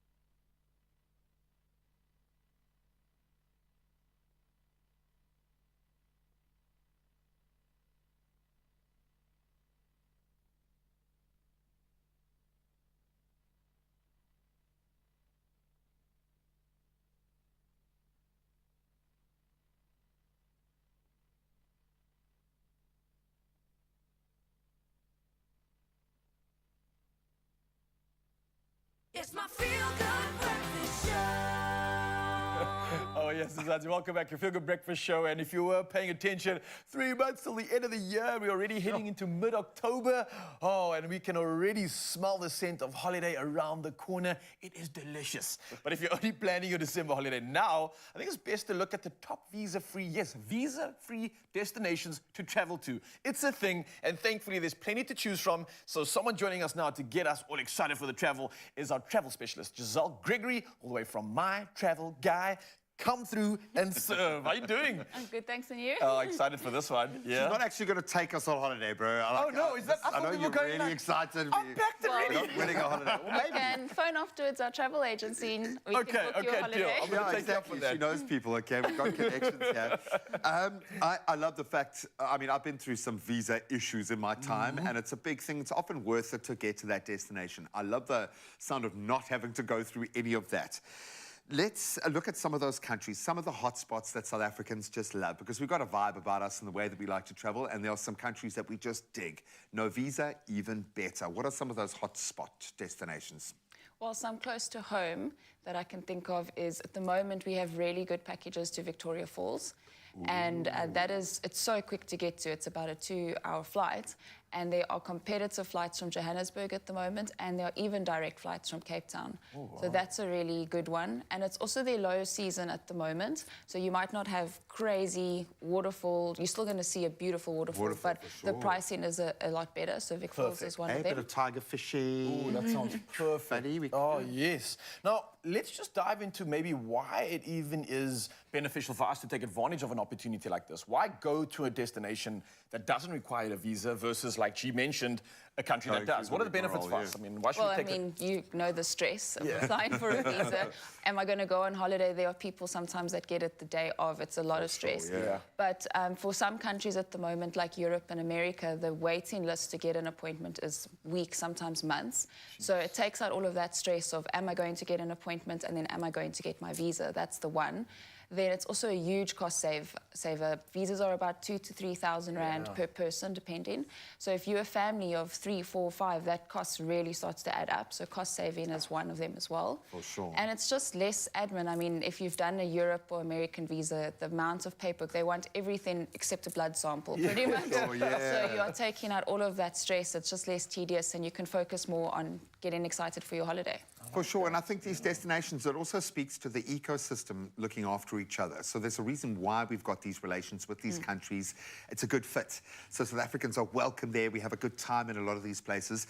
Okay, so we've mentioned Vic Falls. Great choice. I love that to open our account. It's quite close to Christmas now, maybe not a huge amount of time to plan. Are there any other destinations that jump off the page for you that are a good fit for South Africans, budget-wise, maybe also a bit of help there? Well, yeah, there's so many amazing countries we can go to. It is tricky with the budget, but one of them also is Kenya. Many people forget they've got beautiful beaches, so you can combine the wildlife with beaches. Zanzibar is stunning for your all-inclusive resort laid-back feel. Mozambique as well. They have beautiful untouched beaches. I've gone to Ponta just over the border, so you could do like a little self-drive holiday. Wow. If you're looking for something affordable. Like a proper adventure. It feels like there's no roads, so it feels like you've gotten away from the hustle and bustle. So Mozambique's also a good one. And then, of course, if you're wanting to go overseas, Mauritius is always a winner. It is a bit tricky already for December, but everyone loves Mauritius. It's got something for families, for romantic couples. And the all-inclusive. Everyone loves the all-inclusive. And there's so much to do at the resort. There's so much to do in the country, so you can, of course, leave and have adventure, but you don't have to. There's all the water sports and all the food and the entertainment, so Mauritius is always a winner. And Turkey, you do need an e-visa, but it's free. We can do it for you. It's very quick. And at the moment, because it's going into their winter, so if you're not set on having a summer holiday, Turkey is also a great option. It's a bit more affordable because it's their winter, and there's city, there's adventure, there's hot air ballooning, there's hot springs. It's not all dependent on the weather. I think it's. It sounds like the kind of place. Looking at Zozo went on a trip to Turkey that you might need 2 or 3 trips to Turkey to do everything. You can see so much in the country. So if you plan it right, then you don't just have to see the city or see the beach. You can combine it and have like an all-rounded proper experience. Cultural experience as well. Like that. Bali. Bali. Because I have a feeling there is like an official honeymoon that never happened on the cards there in Bali for me. But do we need need a visa to get into Bali, and how kind of SA-friendly is it? You do need a visa, but again, super easy. It's an e-visa. We can do it on your behalf. Okay, otherwise, you can get it on arrival. It's just there's an extra queue that you have to stand in, basically. And it is, it's an awesome destination. I went there this year, and there's something for everyone. If you want to hike, if you just want to sit at a pool bar and drink cocktails all day, if you want a quad bike, island hop, snorkel, there's just something for everyone. And the culture there, they are the friendliest people I've ever met. So South Africans will love it because we friendly, they friendly. Yeah, I've heard. And I've met a lot of Balinese people throughout the world doing these travel gigs, and it's amazing how similar we are in our vibe. You know what, I'm realizing now, I never took a baby moon. Hey, ever, dude, for both. I don't even know if it's a real thing. We need to get booking, a baby moon, but I think maybe we need to go to it just for us. Listen, I'm loving this. I'm loving the fact that we have these opportunities, and I love the fact that we also can go to places like Bali overseas, but it doesn't break the bank in terms of like cost of living, which is something important, especially when you consider going to Europe and how much you pay for it, even when you come back. So maybe on that note, for us that haven't planned and maybe haven't saved up, are there any ways to maybe save, and any tips for us that are traveling, just in regards to like whether it's a local trip or overseas, and anything that you could add to our arsenal as a life hack, a travel hack. Well, I must say, not to disappoint anyone, for December it is tricky. It is around the corner, as you mentioned. So it is a bit difficult to get the most affordable packages for December. So my first tip is, if you aren't able to go this December, pretty much start saving and start booking your Easter and your June, July holidays now already. Otherwise, just be patient, hang it 10 till Jan, and then book your next December in January already. If you book long in advance, you get really good deals. But if you set on going this December and you've left it till the last minute, it's okay. We can still make something happen. I'd say the best tip is to be flexible with your dates. So a lot of our suppliers will bulk buy seats on the plane for popular destinations like Mauritius, for example. And the suppliers do still have some allocation seats left, but only for certain days. So if you are flexible and not set on leaving on that certain day, and we can move the dates around a bit, that really helps. Also, sometimes, because the pricing is subject to availability, so the airline will only give so many seats per price, and as it gets booked up, it gets more expensive. So sometimes just moving your trip by a day or two, a Wednesday and Tuesday is usually better than a Friday and Saturday as well. Then you get much better pricing, and you can save thousands just by shifting the dates a little bit. Just being adaptable and flexible, really, that's like the biggest tip I can give. Just try save and get a better deal. And then I've lots more, don't know how much time we have. I'm going to suggest they make contact with you directly and literally get the advice and start planning that next trip. I've heard it officially from Giselle's mouth. It's not too late. There might still be some great packages for this December, but definitely for next year. I love the fact that you can start really filling your head with that image so you can be inspired, because that's why we take these holidays, is to reward ourselves. But you can do it cost effectively, and you can do it without a visa, which makes us very excited. You're absolutely amazing. We're going to keep your details up so people can connect with my travel guy directly. Oh, listen, we are all here for all the travel tips that we can get.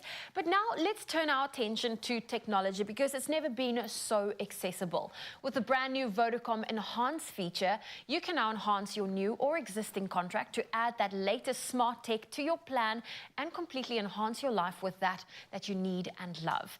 Now, you can get more music, more streaming, more devices, and even more appliances. Now, it got me thinking about how technology has changed our lives so significantly that we almost take it for granted. So this morning, I have gathered the troops, i.e. the two gents in studio, to join me, and let's take a look at how our smartphones have enhanced our lives. So let's start off with navigation. Before GPS, how did you find your way around? Trial and error. If I think about the amount of error that was involved in that. But I suppose, like, having a zero sense of consequence, I would just head out and just try and find these places and ask for directions, use a map book. I remember just asking. Have a map book. Yeah, I remember driving in that era, actually, and what was crazy for me was just asking people for directions. It's like, how do I get to the shop? They're like, so you know that building around the corner? It's just like a 20-minute conversation. So it was a very sociable time asking directions. And it was also safe to stop and be like, excuse me, do you know where I can find this? Oh, yes, it's just around the corner. That's when my Afrikaans would have to come out. Excuse. Waar is die? De SAIK-gebouw. You're bringing back the book, the memory of, I remember we just moved to Durban and then, you now have to get to this point. So my mom will also say, okay, go find it in the book and then you have to go look for it and you're like, okay, G6 with E2. For sure. And then you find your square and you're like, okay, Mom, I need to be there. And then she's like, okay, we can take that. And then you map out your route. Every geography teacher on the planet is applauding you right now. Well done. Okay, so now we know what we've done before GPS. Can you imagine your day without being able to check your phone to quickly go on the internet? I tried to do that for a full day over the weekend, and it was quite weird. It took, I don't know, you should do those detoxes. I do like a social media detox at the end of the year and that sort of thing, but from the internet, from everything, whew, I'm getting nervous just thinking about it. It's quite a thing, right? It really takes a lot. It's actually crazy if you think about it, because I think I've become so lazy knowing that my phone's there to just answer any question. I have like a smart home set up and I'm just like, yo, hey, Google, give me the answer to this, whatever. I've become so lazy. I remember like back in the day, what did we use? Britannica? Encyclopedia? Like what happened to those books now? Yeah. I didn't even think about that. Well, I'm quite embarrassed. If you have to look at my search history, it would just be the spelling of each word. Like just checking, am I using the right word in the right context? For me, it's pronunciation, always, Now, when it comes to memories, how important is taking nice photos and videos to you? I think it's possibly one of the best things I can say smartphones have brought into my life and my world. I have a poor memory, and especially the fact that I'm doing so much in a week and a weekend. I forget what happened yesterday even. It's so cool to be able to have this living memory book of my entire life. And it brings up these memories as well. So it's so good to look back, to reflect, to see how far we've come. It is literally one of the biggest things I'm so grateful for. And I think it's something that we all unintentionally are doing constantly. Buddy, when you have kids, you will understand. Oh, yeah, man. You will understand, and I say that lightly and with all due respect. Like, I have 4 photos from my childhood. Like, I'm represented at 4 different stages, like, because they were hard copy photos. So there might be a roll of film somewhere hidden away, but that's it. There are a number of photos of every day of my children's life. Literally every day of their life is documented. And that's a crazy thing in video. And I've got terabytes. I mean, their 21st is going to be hilarious. But it's absolutely crazy. So vitally important. Okay, well, the next one is, what's one reason why you would not be able to function without your phone? Just one. I work on my phone. I do 80% of my work on my phone, It's actually become like a tool for like income for my business, for the brand and everything. I think without it, I would...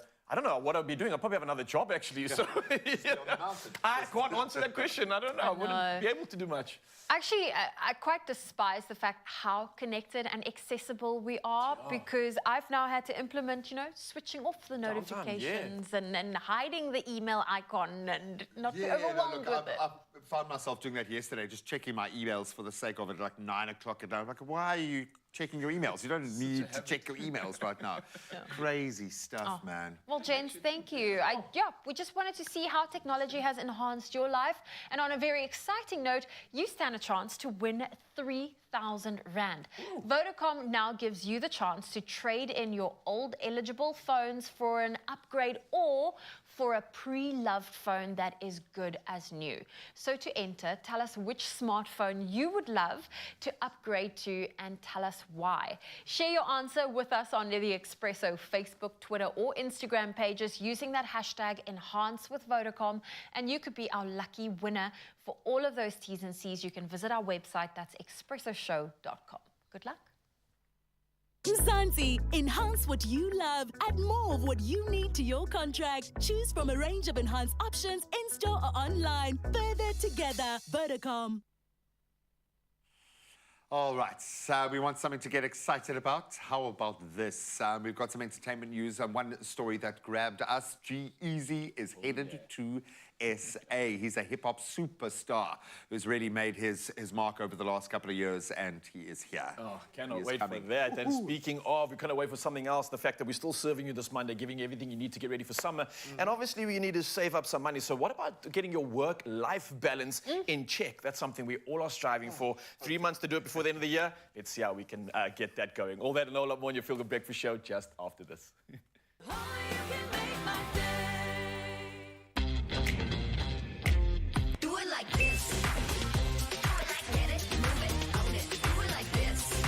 Bespoke.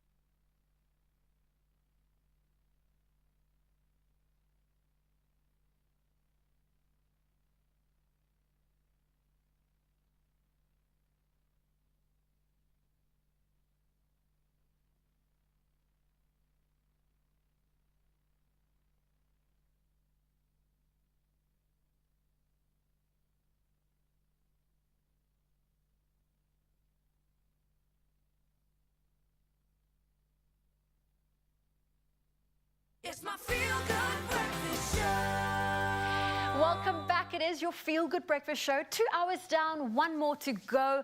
Ryle is standing by with those morning headlines. Thank you so much. So yes, and let's start off with national headlines. Last time this morning, now the non-profit organization Doctors Without Borders, in association with the Eastern Cape Health Department, is tackling the scourge of non-communicable diseases such as diabetes and hypertension at Butterworths and environs. Now the 5-year pilot program will see research conducted on ways in which to address the issues. Now, statistics show the Amatole district has a high death rate due to non-communicable diseases. Now, the organization believes there is a strong need for intervention in the Eastern Cape. Now, this initiative aims to promote a healthy eating lifestyle, as most communicable diseases are triggered by what one consumes.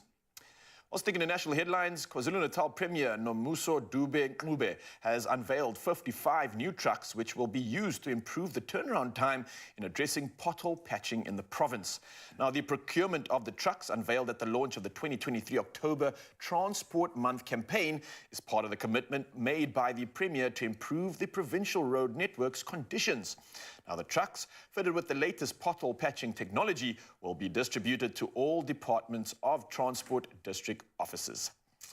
Well, from national news headlines, let's head over to international news. Now, Kenya's President William Ruto will ask China for a $1 billion loan to complete stalled road construction projects when he visits Beijing later this month. Now, Ruto's plan, which also includes a request to lengthen the maturity periods of existing loans, marks a shift in his stance on Chinese debt after his coalition criticized his predecessor's borrowing spree from China during last year's election campaign. Now, the Chinese loans of some $8 billion were used by former President Uhuru Kenyatta and the government to construct several projects which have since stalled after contractors left over unpaid bills.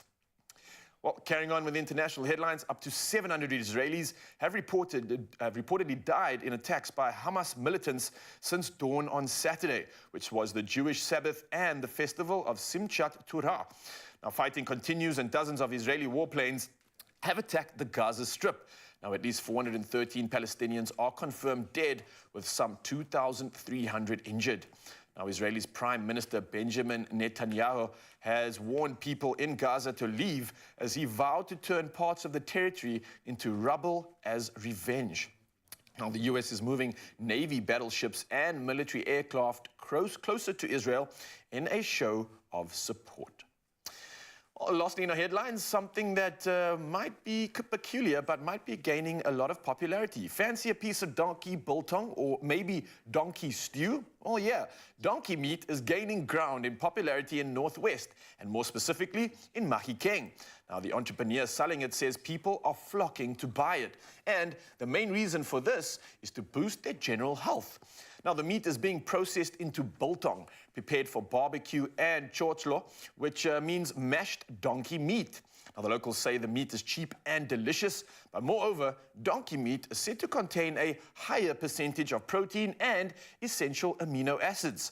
Well, it's low in fat, cholesterol and calorie content, and that's compared to beef or mutton. So the question is, why not say yes to a piece of donkey biltong? Interesting stuff indeed. I don't know if you'll chew on that, but we can chew on the rest of the headlines right now. And here's G-Man with the latest when it comes to all things sport.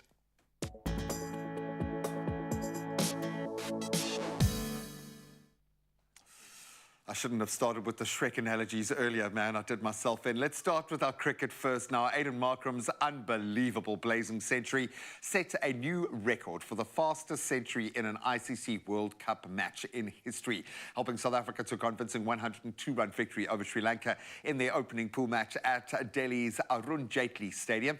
So South Africa, batting first after losing the toss, achieved a historic total of 428 for just 5 in their 50 overs, the highest in World Cup history as well. Markram's 100 off only 49 balls surpassed Kevin O'Brien's record by 1 ball. So his name down in history. Quinton de Kock and Rassie van der Dussen also scoring centuries as well, marking the first time 3 batters in one team achieved this in World Cup history. Hopefully we have set the tone for the rest of our charge. The Proteas will face a beaten Australia in their next match on Thursday. Of course, Australia losing by 6 wickets to India over the weekend. Now, the business end of the Rugby World Cup. The stage is set for an exciting Rugby World Cup quarter-final clash between the Springboks and the host nation, France. Would have loved to have seen this in a semi or a final, but that all came to be after Ireland's 36-14 victory over Scotland in the final match of Pool B at Stade de France in Paris on Saturday. So South Africa securing a second spot in Pool B, with Ireland topping that group, obviously. The quarter-final showdown between the Boks and France is scheduled for Sunday, October the 15th at 9 o'clock, the later game in Paris. Then additionally, the day before that, Ireland will face the All Blacks on that Saturday, the 14th at 9 o'clock as well, that game in Paris. Then in our other quarterfinal, slightly different look, Wales will take on Argentina and England will clash against Fiji on Sunday. Of course, we remember Fiji famously beating the English side at Twickenham in the build-up to the World Cup. So let's see if they can do it again. Now we turn to football and history being made, but on a slightly different level. Arsenal secured a dramatic 1-0 victory over Manchester City with a late winner from substitute Gabriel Martinelli. So Arsenal, in so doing, ending a 15-game winless streak against City in the league, dating back to 2015. Finally, Arteta has won over Guardiola. So despite City's dominance in the first half, Arsenal really did improve after half-time. Martinelli's goal deflected off City's Nathan Ake, sealing that win and propelling Arsenal into second place on the Premier League table with 20 points, trailing Spurs only on goal difference. Certainly watch that space. But we round off now with motorsports. And again, history being made as Max Verstappen secured his 3rd consecutive Formula One world title with a 2nd-place finish in the Qatar Grand Prix sprint race on Saturday, marking a historic achievement with 6 races remaining in the season at the time, of course. So Verstappen now stands among a very elite group of 3-time champions. And on Sunday, he emulated that, showed his class once again. Verstappen claiming his 49th career victory, dominating the Qatar Grand Prix and solidifying his status as that triple Formula One world champion. The Australian rookie Oscar Piastri certainly making a name for himself. He finished 2nd, while Lando Norris continued his incredible form, taking 3rd in an action-packed race marred by pit stops and penalties for track limit violations. A whole lot of spice, but we love it. Well done to the Red Bull team. And that's where we leave our sport for this Monday morning. The roads should be properly woken up by now. Let's get the latest on the traffic front.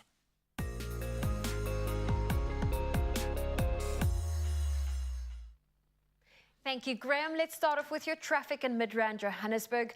There's a stationary vehicle in the travel lane on the N1 southbound after Allendale Road. Heavy delays are expected, so perhaps add some extra travel time to your journey.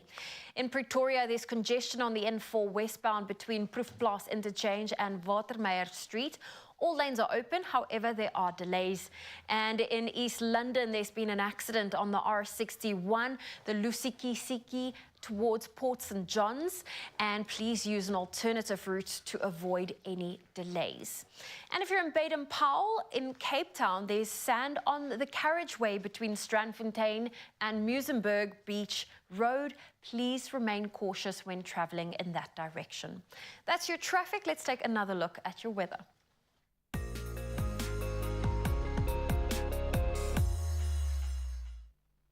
And we start off with some news. The SA Weather Service has issued 2 yellow level 2 warnings.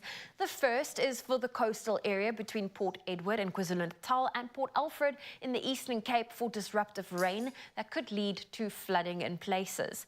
The second is for the Eastern Free State and southeastern parts of the northwest for heavy thunderstorms and strong winds that could cause damage. Light hail could also occur.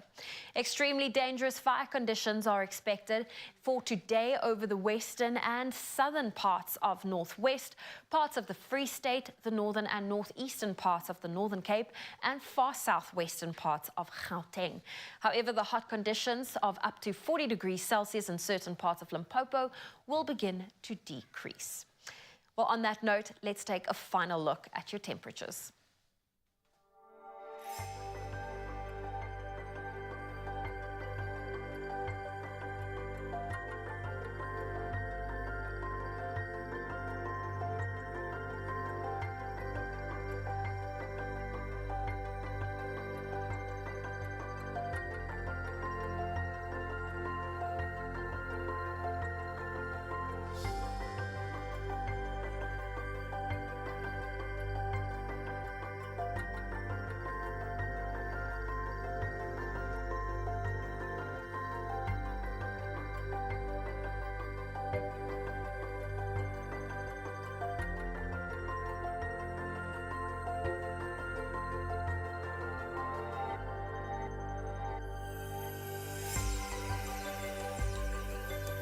Those are your temperatures for your Monday. Let's take a look at your sunrise views. Starting off in Riebeek Strand. Tace is kicking us off for your 8 a.m. update.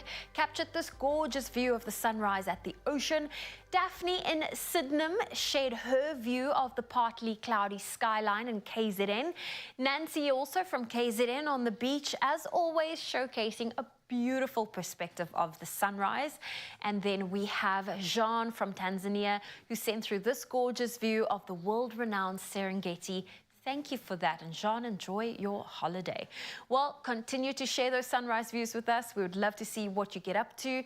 We'll show them tomorrow morning at 6 a.m., but that number is 063 408 8863. So I have this saying in my life where I ask myself, what would David say? Okay, and by that I mean David Beckham. Okay, what would David Beckham say in this particular situation, or what would he do? He would say it wasn't me. Okay, it wasn't me. No, there were claims of an affair back in 2014 that have been answered in a new documentary. We're going to get into that discussion with the Beckhams in a bit of entertainment news that might interest you or not. Oh yes, indeed. Now I don't know if that's work or that's just part of life, but whatever it is, it seems like it's out of balance for now, and we're going to get things in balance. We're talking about work-life balance, the all-important conundrum, and how do we achieve it? Well, stick around and we'll find out in just a bit. I wonder what David would say. Winter's behind us and it's time to get busy living, or it would be if not for that unwelcome guest allergies. So show them the door with Levojex and Expresso's 5,000 Reasons to Love Spring competition. This month, you stand to win cash prizes of 5,000 Rand each when you answer the weekly questions on Expresso's Facebook, Twitter and Instagram pages and include that hashtag Levojex in your answer. T's and C's apply.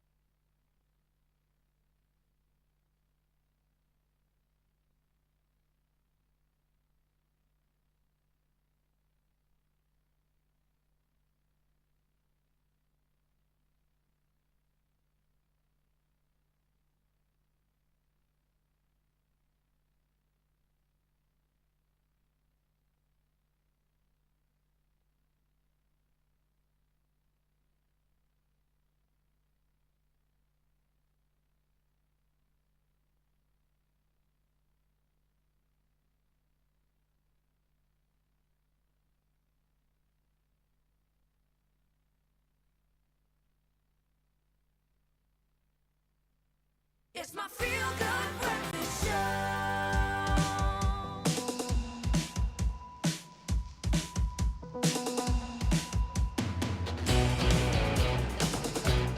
Oh, yes, we are dancing and we're hoping we're about to deliver some good news because, yes, it's time for us to dive into the world of entertainment and just celebrate our celebrities and perhaps mourn with them if we need to mourn with them. We're just here to bring you all of the news. Good news. Is it good news? Yes, for a Monday. What do you got for us first, bro? Let's start with a young South African musician who is going to be a global sensation. She is blowing up. And of course, with her hit Getting Late, you might know Tyler as, I think, a TikTok superstar who seems to be transcending on every level. So she is dominating Spotify right now, and that's the global Spotify chart, currently sitting at number 65. That's above Zar and Lil Baby. Yes. Like, you don't understand what it is for an artist who isn't established to have this kind of traction. Does it come through the TikTok kind of connection? Yes, that is a part of it, but she is making waves in conventional music now on a different level. She is going to be a superstar. She is, and I love the fact that obviously in kind of. recent sort of like, let's call it concerns about pronunciation, I loved how South Africa got behind her. Yeah, for It was sure. just showing you how many people, doesn't matter what generation, culture you were in, South Africa is behind her, and I absolutely love that. And she downplayed it, which was brilliant. She didn't kind of take, she took it on the chin brilliantly, and whoever's helping her with the PR did really good with that. But the fact that she just got to step out of the way and everyone else just pulled in there. Absolutely love it. 100%, yeah. And of course, Water, which has a great tutorial online as well. Absolutely massive tune, over 2 million views in just 2 days. That is history being made right there. And she simply responded in the best way possible by saying, this is for South Africa. For the men, You go, for girl. our people, and I'm absolutely loving that. Something to celebrate and something for us to all get behind. And here's something else that I think a lot of us are going to get an opportunity to celebrate. G-Eazy performing in South Africa. Oh, yes. This New Year's Eve, global sensation G-Eazy will perform in South Africa for the first time, electrifying the stage at Ignite Secrets of Summer, which is the nation's iconic New Year's celebration. So, as we were talking about 3 months till the end of the year, this might be something you want to add to your list now with that chart-topping hit such as Me, Myself and I and No Limit. G-Eazy is set to lead a night that will be etched in memory as we usher in 2024. We're going to get him on the show. We're going to get him on. No, we will. I've seen it. I've seen it in the stars. He's going to be here. It's going to be a good year. It's obviously something you want to add to your list. If you don't have any plans, then you definitely want to get it going. It's the 31st of December. It takes place at the UCT Sports Grounds in Cape Town. So, yeah, make your New Year's a Cape Town affair. Come celebrate with us in G-Eazy. And let's just celebrate the absolute magic that this year has become already. And it's 3 months left. I still can't believe it. It's going to end on a high. Yeah, it's going to definitely end on a is. high. G-Eazy's bringing it through. Well, listen, there's another TikTok sensation, Kanyisa Jaseni, who got the nod from Alicia Keys herself. Wow. Now, she did a cover of Alicia Keys' Unthinkable, and a year later, the Grammy Award singer took to TikTok to duet the song with her. Now, Kanyisa rose to fame when she was retrenched from her job due to COVID-19. She decided to take TikTok and pursue her career as a social media star and musician, and she really has made it incredible. And she's got plans to take her career globally. But if you're not sure what video we are talking about, take a look at this. Please.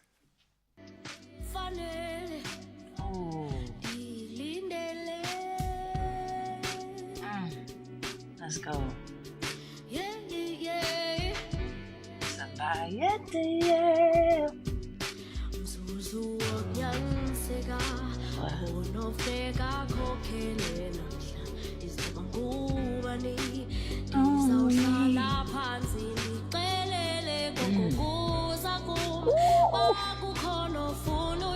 Let's go. You should say it right now. Come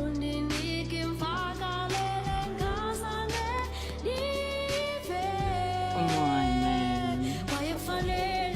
Think I deserve it.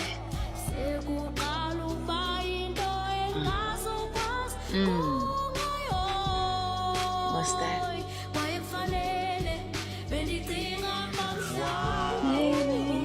And you can see how much that means to Alicia in that moment. Yeah. It's not just the flow goes both ways. You know what I'm saying? That is incredible. What a stamp of approval, right? Wow, man. And just you think of how many other young musicians are going to tap into that energy. I love it. Now, what would David say? It's something I do ask myself all the time. And that's exactly what everyone wanted to know as the Beckhams break their silence about those affair rumours. So I said it wrong. I was said in 2014 these rumours first emerged, but it was actually 2004. And there were a huge amount of allegations that have come out over the years when it comes to this particular English football star. But he had those, the claims of that affair with Rebecca, the famous Rebecca, who alleged that she had a relationship with him while he was playing for Real Madrid at the time. And David, who was hit with allegations of affairs with other women as well, described the claims as ludicrous at the time. But now in their brand new Netflix documentary, they've obviously had to dig up and relive a whole lot of this. And the director, Fisher Stevens, asks the 48-year-old Beckham, the multiple tabloid stories broke at the time, how did you deal with that? And Beckham replied, there were some horrible stories that were difficult to deal with, but it was the first time that he and Victoria had been put under that kind of pressure in their marriage. And he went on to say it felt like the world was against us, and there's this thing we were against each other, or they were against each other, but he is being completely honest, you know, that up until that Madrid time, sometimes it felt like everybody was against them, but they were together, they were connected, and we had each other. I don't think people realize just how hectic it is, how many global sporting events England have lost because of the tabloids coming after their superstars in the critical moments. And it sounds like I'm grinding an axe here, but this is the bottom line. Someone like a David Beckham, we've seen it with Prince Harry, with the English press is different. And it is so hectic, and there is a reason why the glory couple from the UK had to move out of the UK to enjoy their celebrity status, because that doesn't exist in the UK. So, and look what the US have gotten as a result. They've got a Messi as a result as well. Incredible stuff. But that's what got our attention out of the entertainment news today. If there's anything that we've missed, we'd love to hear from you. Let us know on our social media platforms what stories, what major happenings we need to be tracking, especially online. Well, you know what? We've talked about some entertainment news. Yeah. We love discussing money matters, especially on a Monday. So we thought, how about we take a look at this? So many of us, you know, the majority of the day is spent at work for a lot of people. But how much do you really spend at home? And it's all about finding that work-life balance, which for some, it can equate to, when you spend a lot of time at work, it roughly estimates to 90,000 hours over your lifespan. So you end up spending a lot of time at work. So for today's Our Money Matters, we want to find out how we all strike a healthy work-life balance. So we've got a couple of questions. So I'm going to lead this one and say, what are your work hours on an average day? And are you happy with your work-life balance? Sure. It's difficult for us. I think because we kind of these like one-man army, you represent a brand, you represent a whole lot of different kind of business nexus, if you will, in that space. So it's very difficult to switch that off. So I find I'm pretty much always working. There is always a part of myself that is focused on work. It has to be, because there's always things happening. I can't partition that off, and maybe that's a skill you know, that you strive towards. But for me, it was more about finding a way to blend the two than separating them and saying work sits there and life sits there. I needed to find a way for this equation to balance out literally in real time. So I suppose I'm always living life and I'm always working, kind of feels, but I'm now exhausted by this time of the year. I definitely resonate with that, bro. Like, I don't think we do get to switch off. There's always something you constantly have to like think about. I mean, I don't feel like I'm coming to work when I work on the show, right? Yeah, but this is a reprieve, I'm coaching people till like 9 o'clock at night sometimes, but it doesn't feel like work when you're serving, when you're doing something you love. So I think there's a big difference. So like work-life balance does depend on like how much you love your job. Your purpose. I think if you don't love your job, then you need to make more time for yourself. But if you love what you're doing, then do it all day if you want. If it's serving you, if it's stimulating you, then yeah, I'm here for that. Eh? Yeah.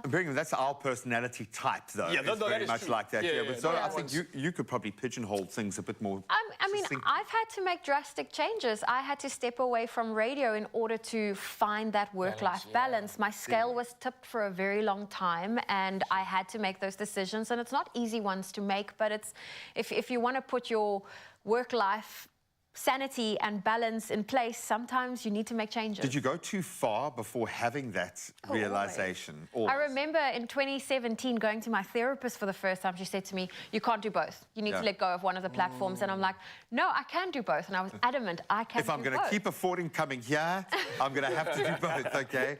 But I get it, because that's the kind of decision that you have to make, man. I love that. Jeez, man, nice stuff.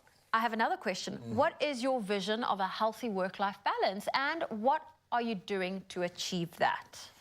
I think the kids have made it a lot easier for me. So when I'm with my family, I'm there. I'm very present in that space, and they kind of demand that, which is great in that sense. So I think that for me, it does kind of help to find that balance, but I don't think it's a conscious thing that I'm trying to do. It happens because I've just got to make it happen. So I'm very open to getting advice on how you can make that intentional within your life. But I don't feel like I love my work and I love my family, and I don't think one is detracting from the other. If anything, the two need to work in unison. But it's difficult. You got it cracked, bro. That's nice. I don't know, bro. Yeah, I'm still exhausted, bro. I think maybe to look at this question more pertinently, I need you to understand that, like, work and life, we're putting these at polarities, right? Yes. So if you want to pull a contrast, what are the worst things about your day and what are the best things about your day? What is life really? Like, how do you live? What stimulates you? For me, ocean, mountain. I have to have that time, and it's something everybody knows about. That's the only way I can balance out and get the manner and the fuel I need to play in the other spaces I do. So some of us have that polarity where work is this and life is this. Some of us are in between, but I do think wherever it is, they need to balance each out, and you've got to find that sweet spot in the middle somehow. Yeah, I think for us it's easy to say that because our work is very lifestyle based, but there are people that have office jobs and it's very structured. It's very defined. And for them, it's easier to find that work-life balance, because the minute they step away from the office, they are in life. In life. But our next question is, if you are on holiday or perhaps over weekends, do you try to switch off from work, or do you like being always on? Oh, if you could see me on the weekend, I'm off, my hair's down. No. Oh, it's such a cool The antenna's free, bro. Antenna's free. I think for me, I look forward to the weekend now, especially when you put in a good graft in the week. You feel it, and you firstly want to recover on a Friday night. I don't even go out anymore. And then Saturday I live, but like live without like real intention. Always just be present and just let go. I think that for me is the intentional part of trying to recover from, like, let's say, work-life balance. I think that really helps. And it's different for everybody. Yeah. I think what the most important element is to make sure that you are conscious of yourself in that space and finding a balance. Whatever that balance looks like for you. You can be crazy, you can be very ordered. It doesn't matter. You still need to find a balance. Oh, well, listen, striking a healthy work-life balance isn't always easy, but prioritizing your rest and quality time with your loved ones will only, it will only do you good. Now, if you're a Netbank account holder, take advantage of the 50% off benefit at New Metro and go catch a movie once in a while. It's the perfect way to unwind and have a little bit of fun and just get out and prioritize doing more of the things that you love and really just being more, I think, conscious of striking that balance. Yeah, I love that. Check this. This My Goals Plus account gives you cash back on groceries and 25 cents back per litre at BP. That's lit. Lit in 2023.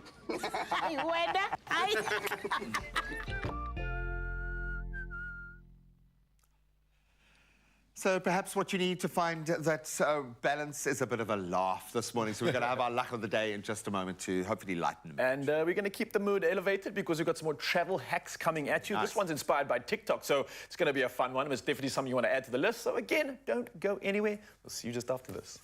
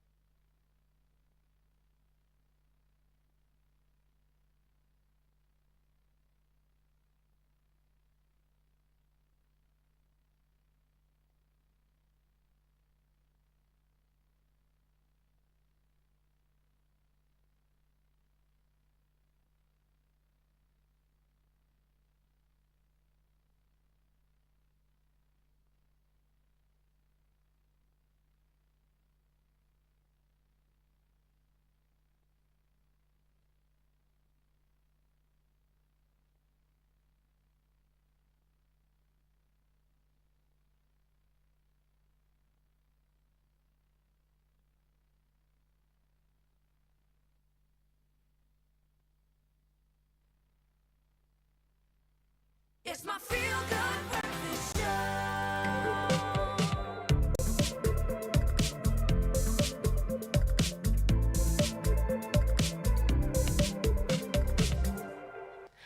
Well, welcome back. It is your Feel Good Breakfast Show. And yes, as the warmer months draw near, that means December is even closer, which means it's time for holidays.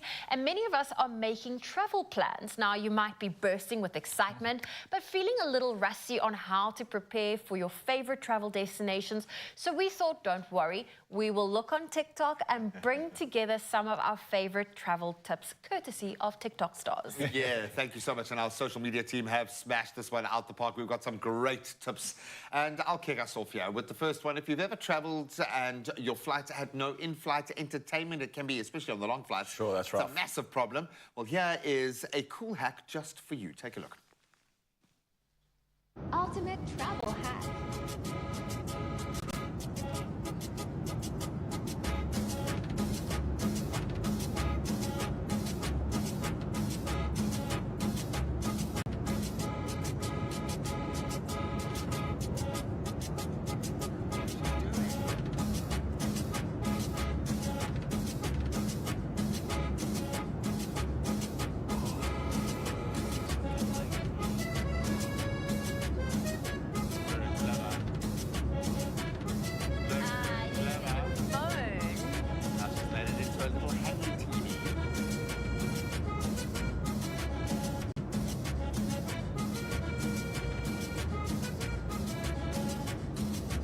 Very clever, hey? Oh, I needed this. Actually, this is so smart.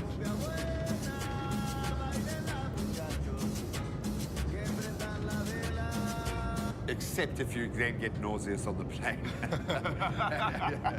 What a smart hack. Very clever. Wow. Cha-ching. Yay. Then you watch your movies. Absolutely. Okay, well played. Well played. Okay, that was a I think good one. all the parents will now keep that in mind for their little ones when they travel. I'm going to keep that one in mind too. I didn't know that was such a useful hack. I'm definitely adding that to the arsenal. But listen to this. If you are a frequent flyer, then Gracie Travels has some tips for you. Check this one out. These are travel hacks no one talks about. First off, I know a lot of people don't know this, but you can actually take a full bottle of water through security, only if it is frozen. Because yes, ice is solid and water is liquid. So all you gotta do is freeze the water before you leave for the airport, and before you hit security, just drink whatever has melted. And to me personally, I think that's the biggest hack ever. Second, if you're staying at a hotel and you wanna see if anyone has entered the room unauthorized, all you gotta do is tape a hair at the bottom of the door frame, and when you come back to your room, you'll see if the hair has been broken or not, and then you'll know if someone has come in or not. Third, when you're flying economy, ask for the aisle seat and be the last person to enter the plane. And now that you're the last person to enter, you'll get to see all the empty seats on the plane. So in this case, you can just opt to choose whatever's available, and hopefully you'll get a row all to yourself so you can just lay down the entire flight. Now this one is important if you are a frequent traveler, but it's a better idea to always stay with one hotel chain. That way you're able to collect points, and with your loyalty, you'll get rewarded and better customer service, with a ton of upgrades. And last, when you're traveling internationally, always carry a universal power adapter. You never know when you're gonna need it, because when I started traveling, this was actually one of my biggest issues and I had to keep rebuying it. So these are just some hacks to make your trip a lot easier. If you guys have any more, comment down below. Wow, got it waxed. Love it, yeah. Got it Definitely waxed. adding that. Oh, nice. Coming through. Well, traveling is fun, but sometimes the journey to your destination isn't. And here are some hacks to help you get comfy on the plane. Oh, I need this. Going somewhere new is always exciting, but sometimes the journey can be rough. These are our top tips for getting comfy on planes. Because you're sitting down for a long period of time, we prefer to wear light shorts and tops. And we always bring a jumper just in case the flight is chilly. One of our favourite things to do is also bring our really thick puffer jacket and put it inside of a case. Then on the plane, I raise the armchair 3/4 of the way up and use it as a pillow. This is personally how I get the best sleep. And an added bonus is you can also use it as a blanket. Some small things that we recommend bringing on the plane are definitely a sleep mask to block out the light and also some earplugs to block out the noise. If you don't have earplugs, what I like to do is download some white noise before my flight and then just use my headphones. And of course, the most classic plane accessory, the neck pillow. We actually prefer to wear it on the front of our neck. We find it gives us better sleep. If you're traveling in a pair, I also recommend putting the pillow on top of the armrest and sharing it. Let us know how you get comfy on planes. I like that. His and hers edition. Yeah. I'm down with those. We have done a few of those ourselves, and we are here for that brilliant tip so far. I'm dying to get on a plane now. I really want to get out there. Now, of course, packing for your trip can be a bit of a roadblock, can be a nightmare sometimes, but we've got you covered. Here are some very clever packing hacks. These are 3 packing hacks that TikTok made us try. Hack number 1 is rolling versus stacking your clothes. I feel like stacking is the typical way you'd normally pack a suitcase. When I stacked, I fit 8 shirts and 4 pairs of pants. By folding my shirts in half and rolling them, I fit all 8 with extra space for 2 more. For pants, instead of the initial 4, I actually fit 6 pairs. Packing efficiently always wins. A big fan of rolling, so this hack gets a 5 out of 5. Next is using straws to separate your necklaces to prevent tangles. Packing with pouches or Ziploc bags means one thing: a big fat tangled mess. Allegedly, by threading necklaces through straws, it keeps them separated. While that's true for the dainty small ones, shorter necklaces don't reach the end, and the thicker necklaces can't be threaded. So it really works, but only to an extent, which earns it a 3 out of 5. Last is shower caps for dirty shoes. Shoes can definitely get sandy or muddy when you travel, and it's not ideal to throw them into a bag. I found a pack of 15 shower caps, which fit most of the shoes that I tried, and they can also be reused. You can pretty much throw them on top of anything and not be stressed about staining. So I'd give this a 5 out of 5 too. Oh, I love that. We normally use Woolies bags because we always have a lot of those bags. I You always try and find everywhere. purpose for them. Sure. Yeah, 100%. I like Laundry that. I'm bags. down with that. I must say, the rolling, though, it is a game changer. I roll mine like proper roll. I get everything in there and more. And some space to buy stuff. And you end up taking stuff you don't need just because you've got the space to put it in. I got options. Well, why don't you let us know if you've used any of these hacks, or perhaps you have a few of your own. You're welcome to share those with us. You can do so on our WhatsApp line. Our number is 063-408-8863. But yes, it's always so great to get all these different hacks, but I feel like we need a bit of a laugh. Yeah, let's take the edge off, man. Let's take the edge off. And nobody has it easier than children on a road trip. Let's be honest. Lord Muck, they get to sleep, they get fed, sometimes only when they wake up when they've reached the destination. It's like royalty. And then other times, the driver will make sure that they don't even get a tiny chance of napping. Let's take a look at how that plays out.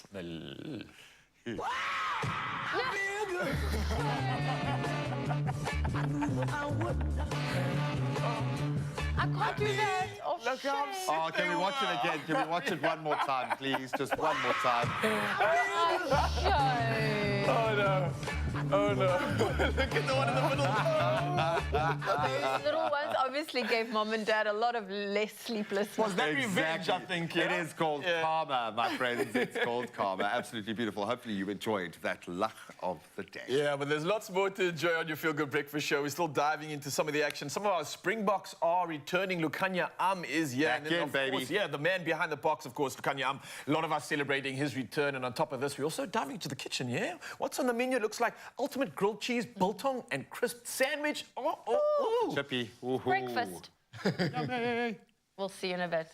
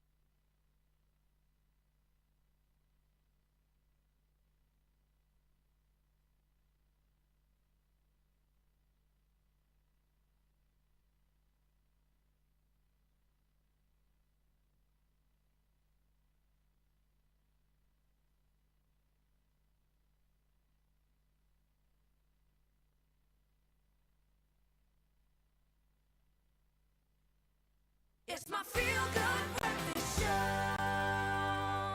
Oh, yes, Mzansi, welcome back. Your Feel Good Breakfast Show. And as we get excited for the World Cup match happening very, very soon, we're going to be highlighting one of Springbok's most prolific players. Yes, it's the return of the Lukhanyo Lucky the rising star of South African rugby, has carved an impressive path from Iwan's to the international stage. And this is from his humble beginnings to leading the Sharks and aiding the Springboks to World Cup glory. Am's journey is a testament to his talents and resilience. And I can see G myself are like, I had like a little bit of a shake there as I was thinking about us playing France. Of course, it's going to be a massive, massive uphill battle. We're going to need his maturity. But let's see where it all began. Let's take you back to Margate days as Lukhanyo Lucky Am's journey began with the Gladiators Rugby Academy, a hotbed of talent where he showcased, obviously, his incredible talent and earned his place in the Border Bulldogs under-19 squad. And that's what kicked it off. Yeah, and it didn't stop there because Am's transition to the Sharks marked a turning point in his career. He played a vital role in their Super Rugby campaigns, propelling them to multiple quarterfinals. And then, of course, the captaincy kicked in January of 2020. Was named the captain of the Sharks, taking over from the legendary Tindai Mtwararira, demonstrating his leadership qualities as well. And a lot of the other players have spoken about the calm head, the leadership role that he plays in that backline and his rugby IQ. Space. The big hits, look at that. Now, Am's international journey kicked off with his test debut against Wales in 2017. And just 2 years later, he played a pivotal role in South Africa's triumphant Rugby World Cup campaign, which took place in Japan. Now, despite facing injury setbacks, he's returned to the 2023 World Cup squad, filling in for the injured Makazole Mapimpi, bolsters the Springboks lineup. Even more options, albeit he's not a wing who plays scrum half or vice versa. He is an out-and-out centre, but he is a leader, and his leadership skills have been recognised when he was named captain of the South African A team for a game against the British and Irish Lions in 2021, highlighting his growing influence in the sport.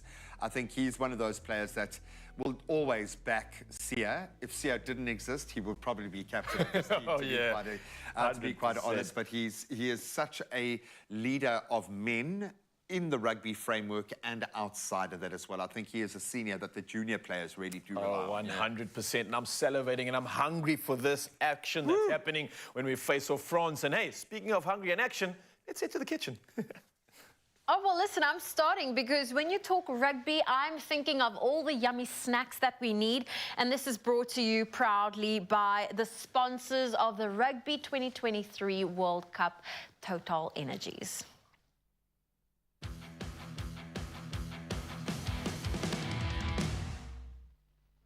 Oh, and listen, we need to fill up, so get ready. We are so excited. Graham, I thought we could make some delicious toasties, and this is really a great way to bring all the friends around, but not just any toasties. We're going to add our South African spin to it.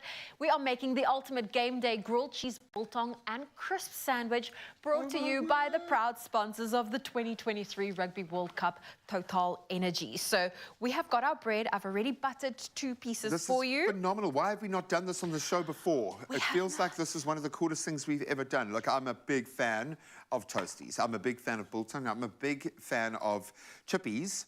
On bread. On bread, on rolls. Like a chip bun is like one of my favorite things. I love it. So you can go and start assemble, and we want to get it in the pan as quickly as possible. So I'm just buttering. And obviously with this, I know a lot of people like to butter on both sides, but you know, if you want to like save some calories where you can, you just need butter on the outside. The cheese is going to melt and already add that deliciousness on the inside. I would say the biggest danger I have, are we going to put chips inside, or are we just doing the biltong? Chip the inside. You want that crunch. You want that crunch. Oh, amazing. And I think the danger here is overfilling. So I'm going to say restraint. Will probably help. Okay, I'm surprised Graham has restraint. But yeah, listen, when it comes to this is super easy, and it is also convenient, and it makes for a perfect game day meal with ingredients that can be easily picked up at your local Bonjour Cafe. And did you know that every time you fill up or purchase items in store at Bonjour Cafe, you earn club points. Now, these can be redeemed for cashback vouchers, which means you get more for your money and you can save on future purchases. I'm going to pop this into Do it. the pan. Yeah, I think doing toasties on the pan works really well. You do need that kind of, that intense heat on the outside, and you can always finish it off in like the air fryer if you need to get that extra melt. Because for me, you need melted cheese, yeah? You do need melted cheese. We have gone for the fruit chutney, keeping it really South African flavor, adding a bit of the biltong, but play around with this. I mean, if you like a bit of spice, maybe go for a chili type biltong and chip to really get that spice into your some salmi. jalapenos in there. Absolutely delicious. So we're going to let that sizzle. And then you get the texture as well. You've got the crunch, absolutely beautiful. And then you can, of course, have a bowl of chutney. I would definitely have a bowl of chutney with it.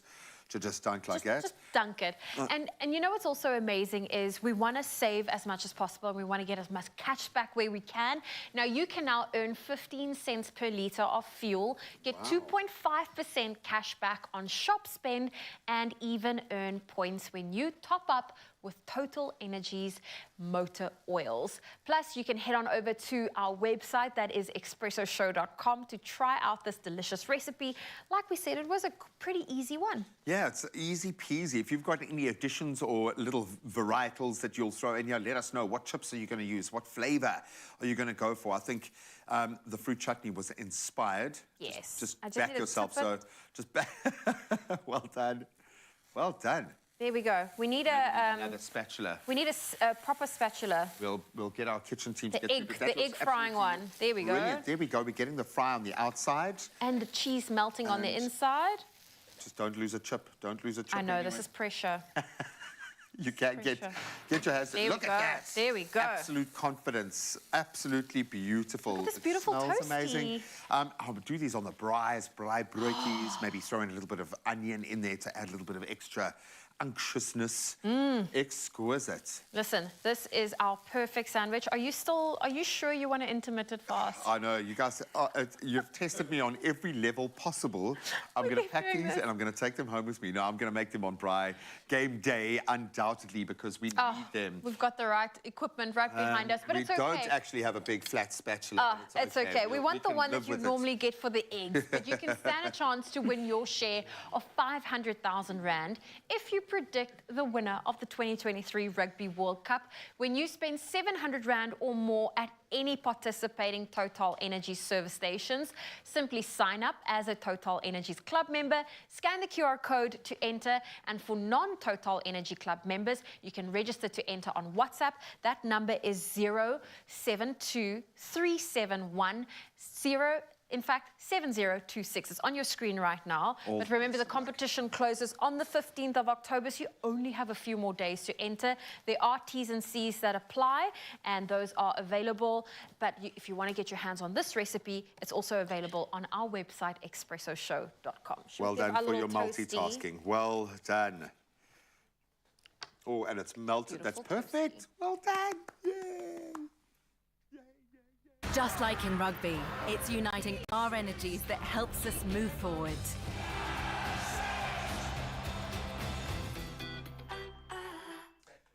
Well, it looks like everything is being sorted, even entertainment. Yes, Carla's standing by right now, ready to serve us, ready to entertain, and also give us something from a new album. So we cannot wait for that. Don't go anywhere, and we'll see you in just a bit.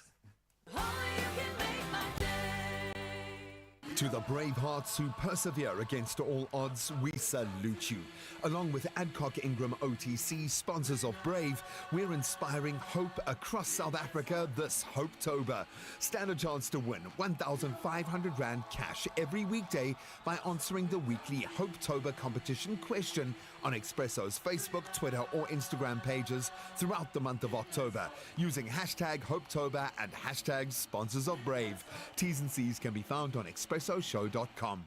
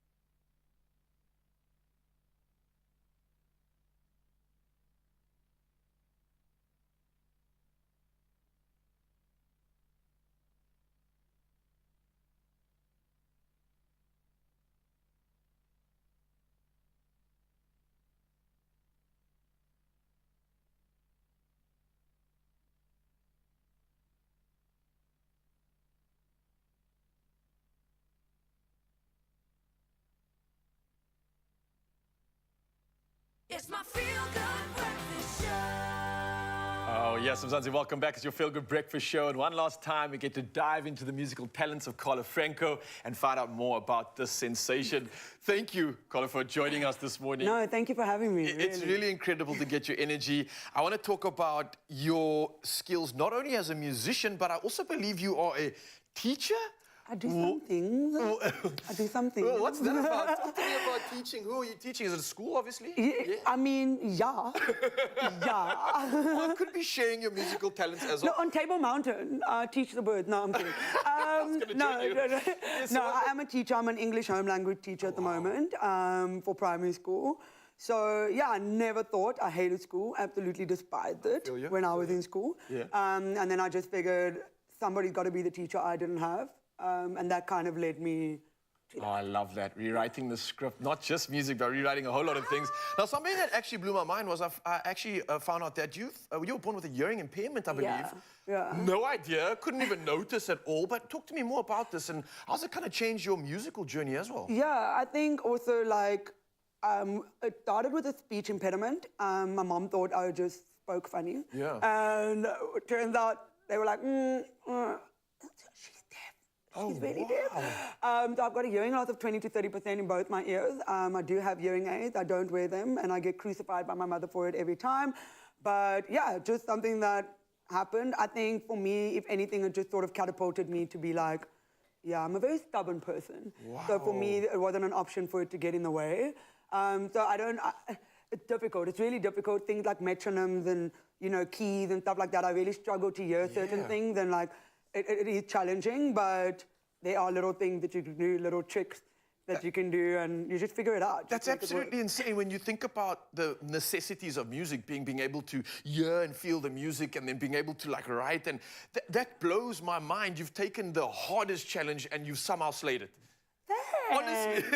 Seriously, I try. No, but really, you are doing that. I think if a lot of people are even listening right now and they don't know about you, they're definitely going to be inspired by that, because a lot of us are going through our own challenges. We're going through our own obstacles. And maybe someone like you that has, like I said, absolutely slayed it, you're making it your own.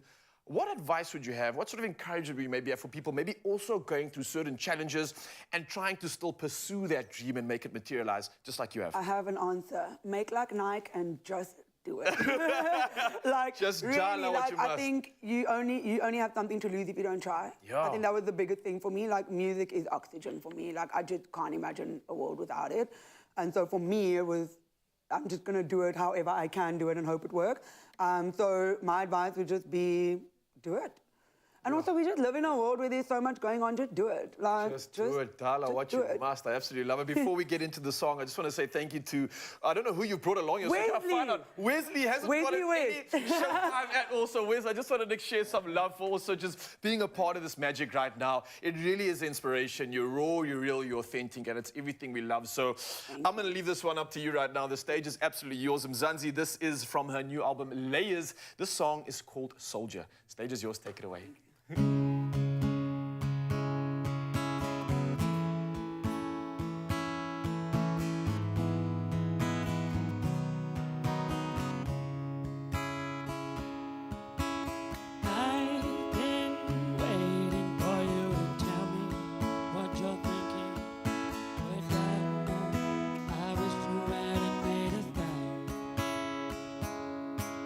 Your liquid courage from the blue glass you've been drinking. It's both vanity. I should have bought you another hour.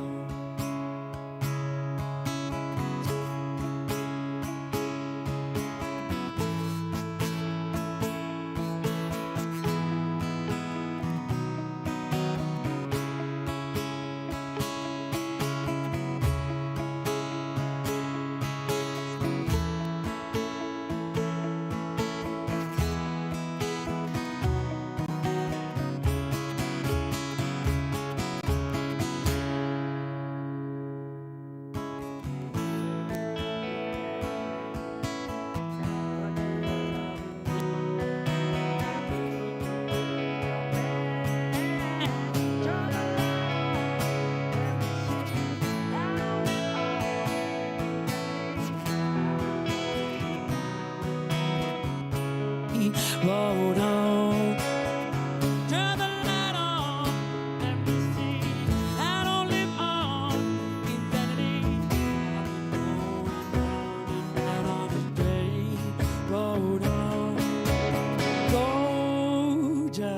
hold down on the liquor.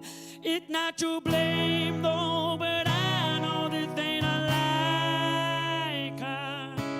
It's harder with your cool reminder. Then baby I love you, but I love me too.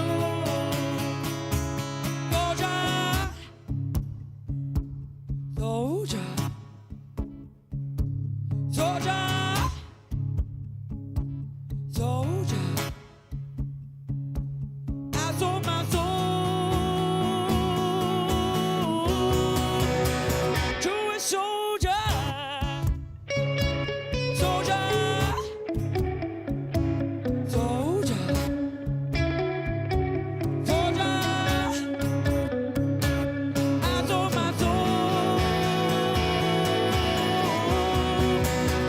to a soldier, soldier, soldier, soldier. I sold my soul to a soldier.